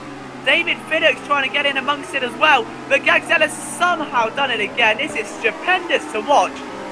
Is this man an alien? He's just siding through the field like a hot knife through butter. Unbelievable driving so far from Emmanuel Gagzella, up into 7th position and just romping away. He's had a monstrous start, and the best part is we've only had 2 laps of racing, and he's already only 7 seconds away from our leader. And the best part for him is that both 6th, 5th, 4th and 3rd are so close together. Sarpia leading his own little train at the moment. I'm out almost like kind of the Sarpia Serpent. There's Kevin Westphal and Van Gils dueling away just behind him. Pedro Melim hot on the tail, and there is Gagzella bringing his own cavalry as well there of Fiddock, Hicken, Calvin Hearnser and Matt Clip.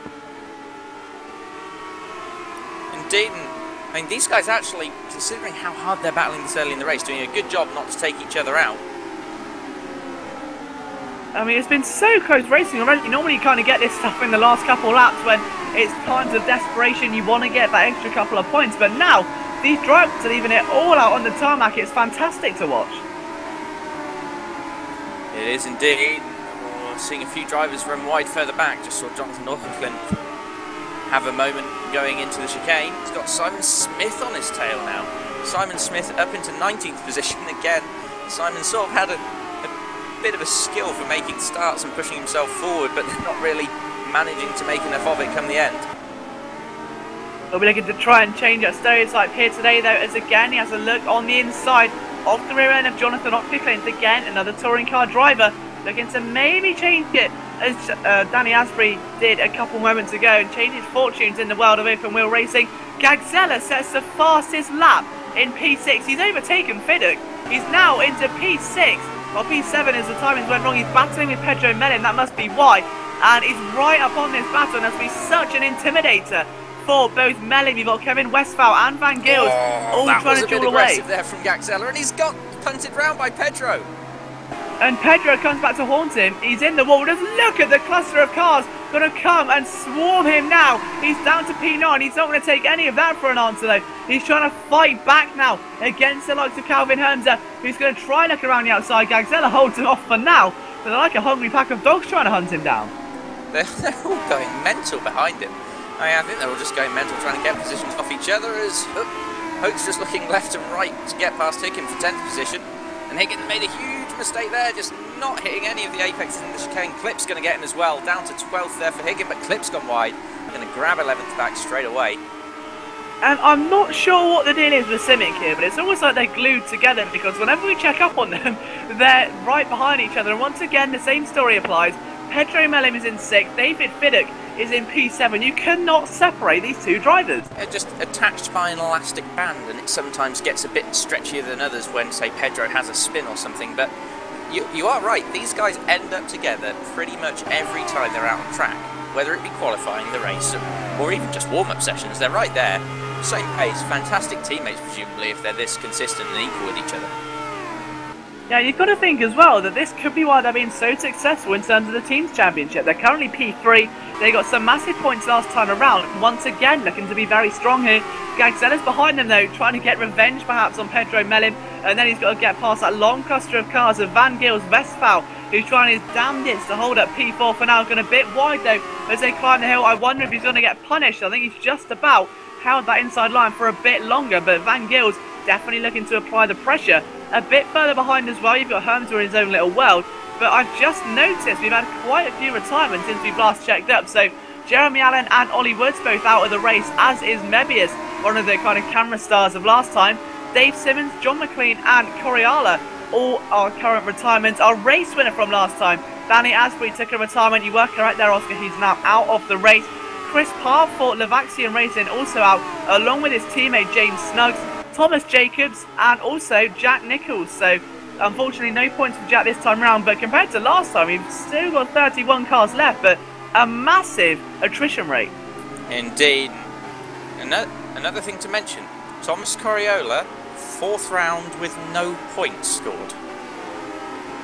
So maybe going to have to try and change something up when during practicing, or maybe find a new approach to it, because it's not working too well for him right now. Westphal still holds P4 in front of Van Gils. Felix still 5th. Mellin now in 7th. Under challenge again now from Gagzella, who's around the outside to turn 1.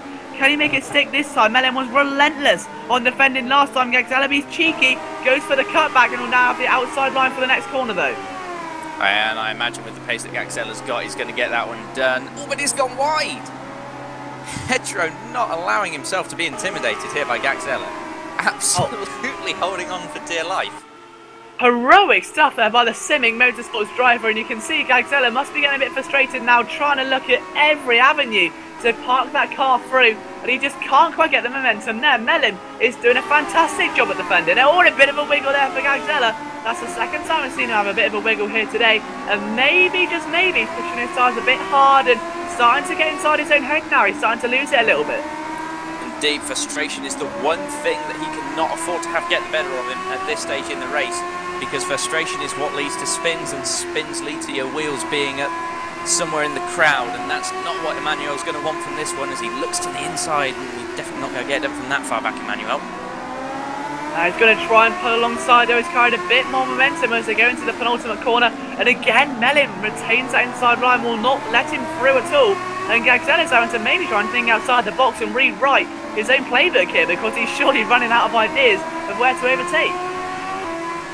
Indeed, I mean, it's just going to have to come down to a point where he sets himself up with a run and makes his car have the inside line. Oh, he's got that! And Mellin's spun between them. Look at that, he's gone right around, he's flipping, he's upside down, and he's flying across the circuit.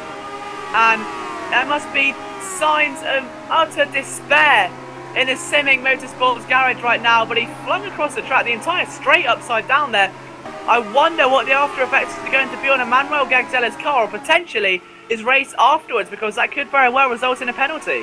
I didn't see which of the two drivers really came across on the other there, but what a race ender there for Pedro Mellon. I mean, I have not seen an accident that big just between two cars before, but that was completely out of the blue. Pedro getting upside down, you rarely see that in these cars. Unbelievable stuff. It is indeed, and it's evidently not harmed Gagzella too much, because he's now against another Simming Motorsports driver of David Fiddick. We'll see how this pans out, and Kevin Westphal is heading that train currently, still battling there with Van Gils just up in front. Fogel and Sarpia switching places as Sarpilla now takes P2 and Fogel moves down into third position. Indeed, Emmanuel not to be put off, fancies a bit more simming for his front end, and he's going to have a go at Fiddick. But look at Fogel also coming under pressure from Kevin Westphal there as well, third and fourth. Westphal couldn't quite get his chance going, but Westphal trying to defend from Van Gils as well. These four locked in a war, and Fiddick's praying for that slipstream from Van Gils to allow maybe Gagzella to work a little bit higher, but it's not going to work. Straight up the inside goes Gagzella. I think Fiddick doesn't want a result of what he saw happen to his teammate, and there goes, I think that's Kevin Westphal. Oh, it's Westphal, my bad. He's got it going once again, and unfortunately for him, he's down the bottom of the field. He's just inside the top 11 now, but he's got to work so hard to get himself back up. He was lacking pace a little bit. He's got to work ridiculously hard to push his way back through now. Indeed, so that was another one, just getting tapped round, and actually it's all of that commotion has allowed Emmanuel Gagzella to get up to fourth position, so now he is hunting down Fogel. And just look behind him as well. This has allowed Fiddick and Van Gils to be locked in a wall. Hoekstra has got a little gap between them. He's around 5 seconds clear between himself and the cars in front. He's got a chance to sit back, drive his own race. A bit of a gap to Hermser behind him, so hopefully bring home some big points. Hermser, Matt Klipp, Franz Schneider. Again, Klipp and Schneider inside the top 10 in the second race. Seeming to be favoured in the latter stages of this Formula Challenge set out, if you will. But still, Fogel is bringing the cavalry with him, isn't he? He cannot let it lie. He's got Sarpia, Fogel, Gagzella, now Van Gils and Fiddick as well. And this isn't going to help Gagzella. We all know how quick he is. He's probably the fastest man on the circuit in terms of lap time. He's already set the fastest lap this race. He's P4, but he's in a bit of a sandwich. If he can't get past Fogel, this is going to allow Van Gils to just start creeping up the back stairs and maybe start sizing up a cheeky move. As talking of a cheeky move, Fiddick looks to the inside into turn 1. A textbook one over there, provided he doesn't go wide, and that's signed, sealed, delivered. Indeed, that's how you do it. Into turn 1, nice move from Fiddick on Van Gils for 5th. And Gagzella's gone. He's looked down the inside, he's got all crossed up, just about managed to keep it from spinning, but oh dear, Emmanuel Gagzella, we were saying about the frustration a few laps before. He's had that contact with Pedro and it's there now. He is going absolutely mental, and yeah, he's pretty much running himself off the road most corners. And he's just pushed so hard in that car, and it's only been a matter of time. He's been so consistent over the past 6 races that we've had here, and surely, you know, no man is unbreakable. Everyone makes mistakes. Gagzella seeming to be no exception after much kind of perseverance. We thought he maybe could be an alien, but he is human after all. But still, incredibly, Brad Wright has got himself a 7-second lead to Riku Sarpilla. Now, whether this is down to his outright pace or due to Sarpilla being locked in a battle with both Fogel, Fiddick and the rest of the crew trying to chase him down, either way, Ben Wright must be living the dream right now. Yeah, and I mean, looking at last race, it could well be that he is looking to make that stop again. You never know, we're approaching those kind of pit stop times now. We've got 9 laps to go. Both into the pit lane. So Gagzella not changing his pit stop then, it seems. He's still keeping that same strategy. Now, whether this will repair any damage that he may have picked up along the way in those couple of incidents, we're not sure. But at this stage, he's already down in P4. The field behind him are so close and jam-packed together, this may hurt him more than actually help his race. We'll see what the time is when he comes out the pit lane. The next man is John Hicken, so presumably he's going to sail past. Then he's got Matt Richards and Milo Klont joining war there together. I wonder if Gagzella's going to join it in out, and yes, he is. There you can see this is going to get a bit tense. Oh, and that's not worked out for him at all. And there you can see, just in front of Matt Richards, it is Riku Sarpilla. But unfortunately for Gagzella, he's now got Klont, Richards, Sarpilla, and then the rest of the field to get back inside where he was. Indeed, and that's not ideal for him. I mean, he's been running this whole race, moving past people, and actually has been struggling more this race. Seeing as last race he didn't struggle that much and still couldn't get back to the lead, I just see there's no way at all as he almost loses it there. Emmanuel Gaxella, not just stirred but completely shaken by this race so far. Yeah, he's really looking like a completely different driver, isn't he? Now, whether this is because of the old stereotype which goes, if you make a mistake, it will stick in your head and you try so hard to correct it that you end up making it again, and he's focusing so hard on that all these other little errors are beginning to creep up on him. But he's definitely not looking like the strong, dominant force he was in the opening race. No, indeed he is. I mean, he's looking as quick, but he's just not able to do anything with his pace. As in front, you've got Clont having a look at Richards, but nothing's going to be done there. And Gaxella, see, he just looks down the inside, makes contact. Nothing comes of it, minus probably a bit of wing damage for himself. Yeah, both Fiddick and Van Gild's in the pit lane as well, so both cars who have been battling relentlessly for the past 10 laps are now in the pit lane, and there comes in as well one of the Fogel Motorsports cars. And they slowly get their way. Actually, that may have been Kevin Westphal. Yeah, it was Westphal in the pits, I beg your pardon, for the Logix team. But out come then. I wonder what's going to happen here, because Gagzella's split the two of them. So Gagzella splits. Oh, and Fiddick's coming together with Sao Paulo. Oh, and the other Simic gets launched over the wall almost. So Simic seeming to take a bit of a theory to airborne today, and somehow still ends up upside down. Both Simic cars end up on their lid in the same race. Fiddick's going to try and carry on going, but that car is a wreck. Yeah, with no rear wing as well, the downforce will be so minimal. They're such a handful to drive anyway, but without a rear wing, these are going to be so difficult to nurse their way back to the pit lane. But both Simic drivers, in a round between turn 1 and the finishing straight, have both encountered incidents today. And we were saying earlier, I think we may have put a commentator's curse on it, Oscar, that they were so consistent scoring these points. We were talking the whole time about how consistent and strong Simic were looking, and now it looks like they're going to have 2 retirements in the same race. So completely turned on its head, and that is the way the commentator's gas goes. We're afraid we're sorry to Simic if we put a dampener on that one. But for Brad Wright, still 10 seconds clear now of Patrick Fogel. Herkstra and Optimum up to third. Now, Optimum have taken a podium here before, but just look behind. This is Menno Clont dueling away with the rest of the field here. This is absolutely fantastic. You've got Kevin Westphal trying to battle Hermze. Then Clont, Williamson, Matt Webb, and Jonathan Ockington all line astern. Apparently it was Clont who got caught up with Fiddick and put him on his lid, so that'll be why he's pissing for a new front wing, getting himself out of that battle pretty rapidly. Yeah, not a bad choice either, but right now we've still Jonathan Ockington leading that train for Optimum Sim Racing, being attacked there by all angles from Matt Webb. Chris Williamson maybe looking to pick up the pieces in that racing team. Schroten right now is looking pretty strong there. Let's see what he can do. As the 3 are locked in a war, and they say 2's company, 3's a crowd. How can he navigate his way through this one? Well, Chris Williamson is a fairly collected driver. He probably won't try anything silly. If anything, Chris is going to sit there and let Ockington and Webb take each other out. And Webb looking fairly aggressive, so that might not be something that's off the cards just yet. Yeah, indeed, just behind as well, you've got Calvin and Kevin Westphal still drilling away over P13. Let's see what Kevin can do in that Water Motorsports car. I mean, Logic, to beg your pardon, of course, it's Calvin in the Water Motorsports. And Water, again, we said they were looking pretty strong earlier. They're not doing too badly. They're both just inside the top 15, fighting over that penultimate points paying position. And I wonder what Calvin's got left in the tank. Well, Calvin's been doing okay so far this race, but seemingly started to struggle around the lap 7 mark and is now coming under attack from drivers that really he was quicker than for the first few laps. There you can see as well, just Matt Webb, P12, still holding it at the moment, retaining it. He's going to come out just in front of Hicken. So this can be quite crucial then. He's gone off. And that's going to destroy his race. Well, he's not spun, he just went very, very wide in turn 1, probably getting caught out by cold tyres, I imagine. But it's worth mentioning that that is not a 6-second gap back to Gaxella anymore. So Gaxella's actually made up time through that set of pit stops, despite being involved in near enough every incident on the track.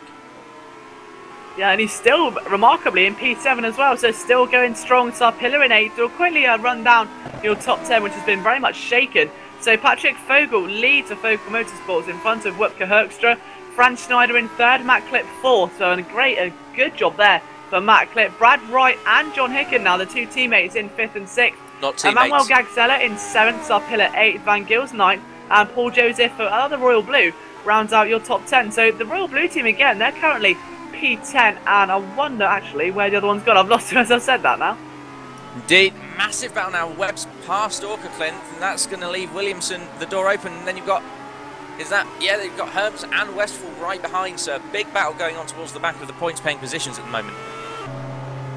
Yeah, and these are relentless as well. There's a massive hunter of cars. You can just see them all. It's like they're Scalextrix cars at the moment, all single file as they get ready to just come towards the climax of another lap, and they're so close together. And you've got to be favouring perhaps the chances of Kevin Westphal in P15, who's at the back of this waiting to pick up the pieces, put together a lovely jigsaw puzzle of what could be a big points-paying position. Indeed. I mean, these guys are just absolutely on the limit, and now Chris Williamson's got a really nice run out the final corner. Surely going to have a look at Aukerklint coming into turn 1 if Aukerklint doesn't have a look at Webb. Yeah, and look at this, they're all spreading out, all trying to make their own individual moves stick. Westphal goes at the inside, right at the tail of the field, on the back of Hermser, but look at them all just trying to swarm around and get their position sorted. Westphal may just make that to 13th here, they're almost 3 wide, he'll be left and to Williamson drive, surely. taps the back there of Aukerklint. Very, very late dive. And they get involved! Front wing gone. Can he keep it going again though? He's going to be right at the back of that field. He's finally got it moving, but he's not in the right direction. There he goes, but he's trundling along the grass, and again, it's so disappointing. He's outside the points. He'll surely need a pit stop, and Williamson's race was looking so strong, but that is the result when you've got cars battling as close and as hard as these guys were. Indeed, it's such a shame, but it does just happen. That's racing at the end of the day, and we've still got that Aukerklint's trail just behind. Aukerklint, Hermse, Rick Scott, Westphal, Vecken's now there, and Zerker as well. Out. So Schneider's had an incident. He was running right at the front in second position. I wonder what's happened to him then. Actually, I've just got a replay of it. So there he's going in towards the penultimate corner. He's caught the apex and just slammed it into the wall. He's just got a bit of opposite lock. The front wing's gone, and I'm guessing he's decided to call it a day. Yeah, well, at this stage in the race with the front wing, if you pit and you've only got these 4 laps left to run, you're not going to get any positions back. Exactly, so that may have been a wise decision for Franz, unfortunately for him. Again, this is further shaking up the order. That means that Herkster is now in second. Matt Klipp is up to third, so Royal Blue could get their first podium. Gagzella still separates the 2 GPVWC FC team cars, and then the lead Edenis Engineering of Dave Van Gils is in P7. And Sarpilla spun! Sarpilla has spun. I thought that may have been a lap car, but it is Sarpilla. He's now down in P9. Matt Webb is not too far away, but it's going to be far enough for him to recover. There's no damage to the car, but again, those tyres may be catching a few drivers out if they're not deciding to pit, as I was saying before the race. Indeed, but actually, Sarpilla was one of the first to pit. So unless he burned his tyres right out, or that was a driver error, that's very unusual. Well, the stiffness of it must be the chassis, because the suspension's normally set quite soft on these cars, but the general stiffness of the FC car going over the curb as you enter sector 2 there, it really unsettles the car, and if you're not either hitting the apex properly or thinking about it enough, it throws you around before you can even blink. Yeah, Rick Scott, P12, battling hard now with Jonathan Aukerklint. Aukerklint still trying to retain that P12. He almost lost it for a moment, and Rick Scott was not able to capitalise. Of course, the other GRT car, his teammate Jack Nichols, unfortunately retired earlier on. So Rick destined to try and get those points going for the team to make up for lost time. Looks to the inside, he won't carry enough momentum this time as they come down the home straight. Only a few laps to go. Now gets close enough, goes for the tech split manoeuvre inside of turn 1. That long straight proving vital here, gets the braking point absolutely spot on. And again, that is signed and sealed and straight in your post box. Rick Scott is up to P12. Fantastic move again. We've seen a few people really make the best of the long braking zone that you have into turn 1 here. Rick Scott, the latest of which to do so. He's done a great job so far. Let's see what he can do. He's got Matt Webb just up in front of him for Epic Racing in P11. Hermser still in 10th for Waters. And apart from that, the field kind of remaining unstirred now. But apart from Paul Joseph and Van Gils, who are 5 seconds apart, but then you've got Joseph and Sarpilla after his incident. And I wonder what Sarpilla's pace is like now. He's only got a few laps to go, 3 to be exact. Has he got enough left in the tank to try and make a move? Well, I'd imagine so. At the moment, actually, You've got Fogel, Hoekstra, Clip and Hicken in the top 10 that haven't made a pit stop, to my knowledge. And speaking of which, Van Gils is actually honing in on Hicken like you would not believe it. About, well, 0.8 to a second a lap at the moment, so surely Van Gils is going to get this one done soon. Well, you never know. We've only got a few laps to go, so I wonder what that added pressure is going to be doing to him. What has Van Gils got left in that tank? P7, 2 laps to go. Surely only a matter of time. He's reeling him in like a fisherman, but is he going to leave with a big catch or go home empty-handed? Well, Van Hill once again, he's looking pretty strong. Can he make it stick though? Now does look to the inside again. Thinks better of it though, because you don't want to try and move that risky late on in the race. You'd rather finish in 7th. That's what I was thinking. I mean, either one of them really could just give this one. It looks like Hicken is not going to defend. He's going to go late on the brakes and take the apex. So he obviously is defending. I would suggest, you know, one or the other backing off. These are good points, guys, and they're actually just going to go for it.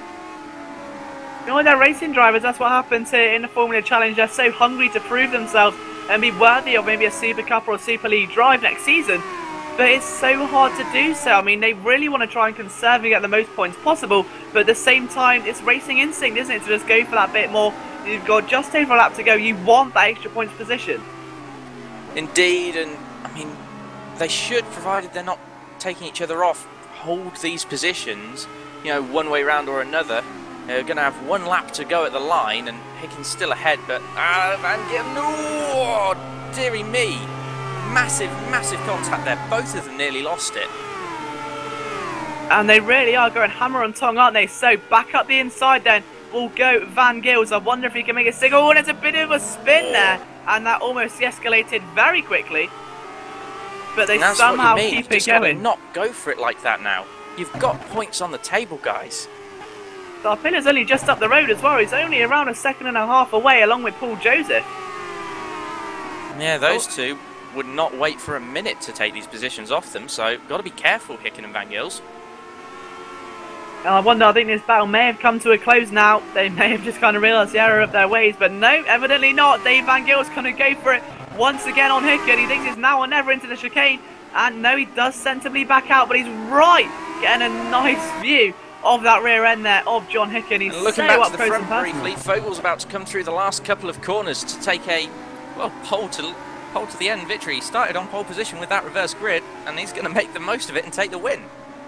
So a fantastic drive for Fogel Motorsports. Consistency all season rewards them with a victory. Patrick Fogel wins the second race at the Hungaroring. 2 different winners, and Fogel will be absolutely delighted with that one. The team will be ecstatic in the garage right now. Second place for Optimum, Wookie Hoekstra. Another good result for them. Brad Wright in 3rd, a great result. Emmanuel Gagzella finishes in 4th in front of Matt Clip in 5th. Another good result for the Royal Blue team. John Hicken is still taking 6th position. So what happened to Hicken and Van Gils then? So Van Gils is down to P9. So that means Sarpilla and Joseph have got past him. So there must have been some sort of incident between the 2 drivers. Hunter rounds out your top 10. Rick Scott takes home some big points for Van JRT. Gils has just gone and wrecked Hicken. So that might be in light of something that we didn't see. Obviously a bit frustrated then. I mean, that could be why Van Gils is a bit that's further not down. something you are allowed to do. I wonder if there'll be any repercussions of that in terms of penalties. There certainly should be. So 12th was Matt Webb, 13th Benjamin Zerka, 14th Jonathan Occupant, and 15th was Menno Clant, rounding out your points finishes for today. Retirements on the other hand, our latest one was Franz Schneider, James Snuggs, Timmy Korkala in the Sisu Grand Prix car, Wayne Reed, Pedro Mellin for the Simic Motorsports team, Eric Tveit in Ice Cold, Jack Nichols, Chris Parr, and our last race winner, Danny Asbury. He was joined by Tomas Coriala and John McLean, Dave Timmons, Hansko Mebius, and Ollie Woods as well, along with Jeremy Allen. So a massive list of retirements there. Only 26 cars finished as opposed to the 31 we had last time. The other Simic Motorsports driver, however, David Fiddick, could cross the line in only 23rd after being turned on his roof, which, to be fair to him, that's a very good result considering the amount of damage that was implanted on that car. Indeed, so I mean, keeping his head down, carrying on going, it's a very, very good thing to do as a driver, and yeah, it's A good drive from Philip. Very, very unfortunate that he got caught. Very unfortunate for both the simming cars, really. So strong all day, and then they have a horrendous race too.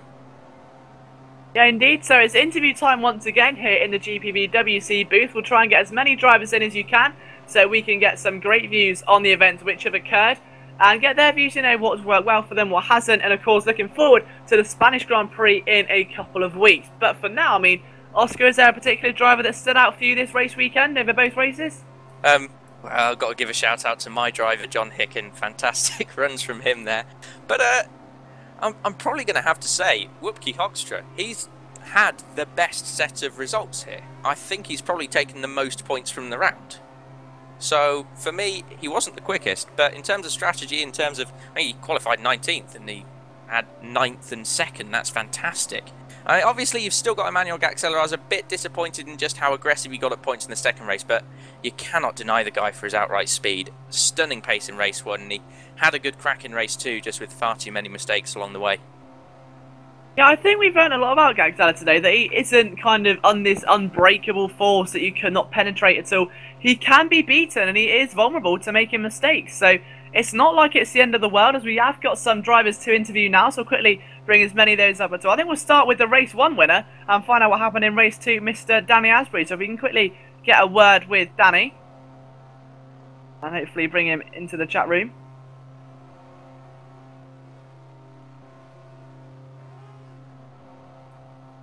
Okay, so I believe we're currently joined by a few of the drivers. So Danny, are you there? Yep, I'm here. Well, first of all, massive congratulations on your first ever win in the GPVWC Formula Challenge, but then commiserations in race 2 as well. So overall, what's the atmosphere like in the team? Oh, well, we're very optimistic going forward. I mean, last run, I know I talked about the setup woes a little bit. Well, today the setup was just awesome, which obviously the tires just stayed on the car very well in race 1. In race 2, though, speaking of setups, I just forgot to load my setup. And then I realized something was wrong in the first lap because everyone was passing me. And before I knew it, I just pulled to the side of the road and just hung it up because there's no way I was even going to get any points with that setup. And in fact, I was more like a hazard out there because I just didn't know what the car was going to do from corner to corner. That's what I was going to say. You wonder what happened to you, but let's just talk us through your race victory then. I mean, obviously a very varied race for you after starting in P5. You looked so strong in qualifying, and in the race it seemed like everything just fell in the right places for you. Yeah, at the beginning I got kind of a bad start. A few cars got around me, but once I got my legs under me, I was able to get up to, I think, 4th. And then all of a sudden, I'm looking, and I'm in 2nd, and I'm in 1st because cars, peeled off into the pits, which really surprised me. I know fuel getting at the last in the tires are a little bit of an issue here, but I did a test before the race. I could do 21 laps. So I was very shocked to see that some of the top drivers were going into the pits, and from that point I just realized I just need to keep my head down, and I could have a chance to come out with the win. And obviously going forward to the Spanish Grand Prix, the team has made massive progress compared to last weekend. Can you think you're going to have much of the same in Spain?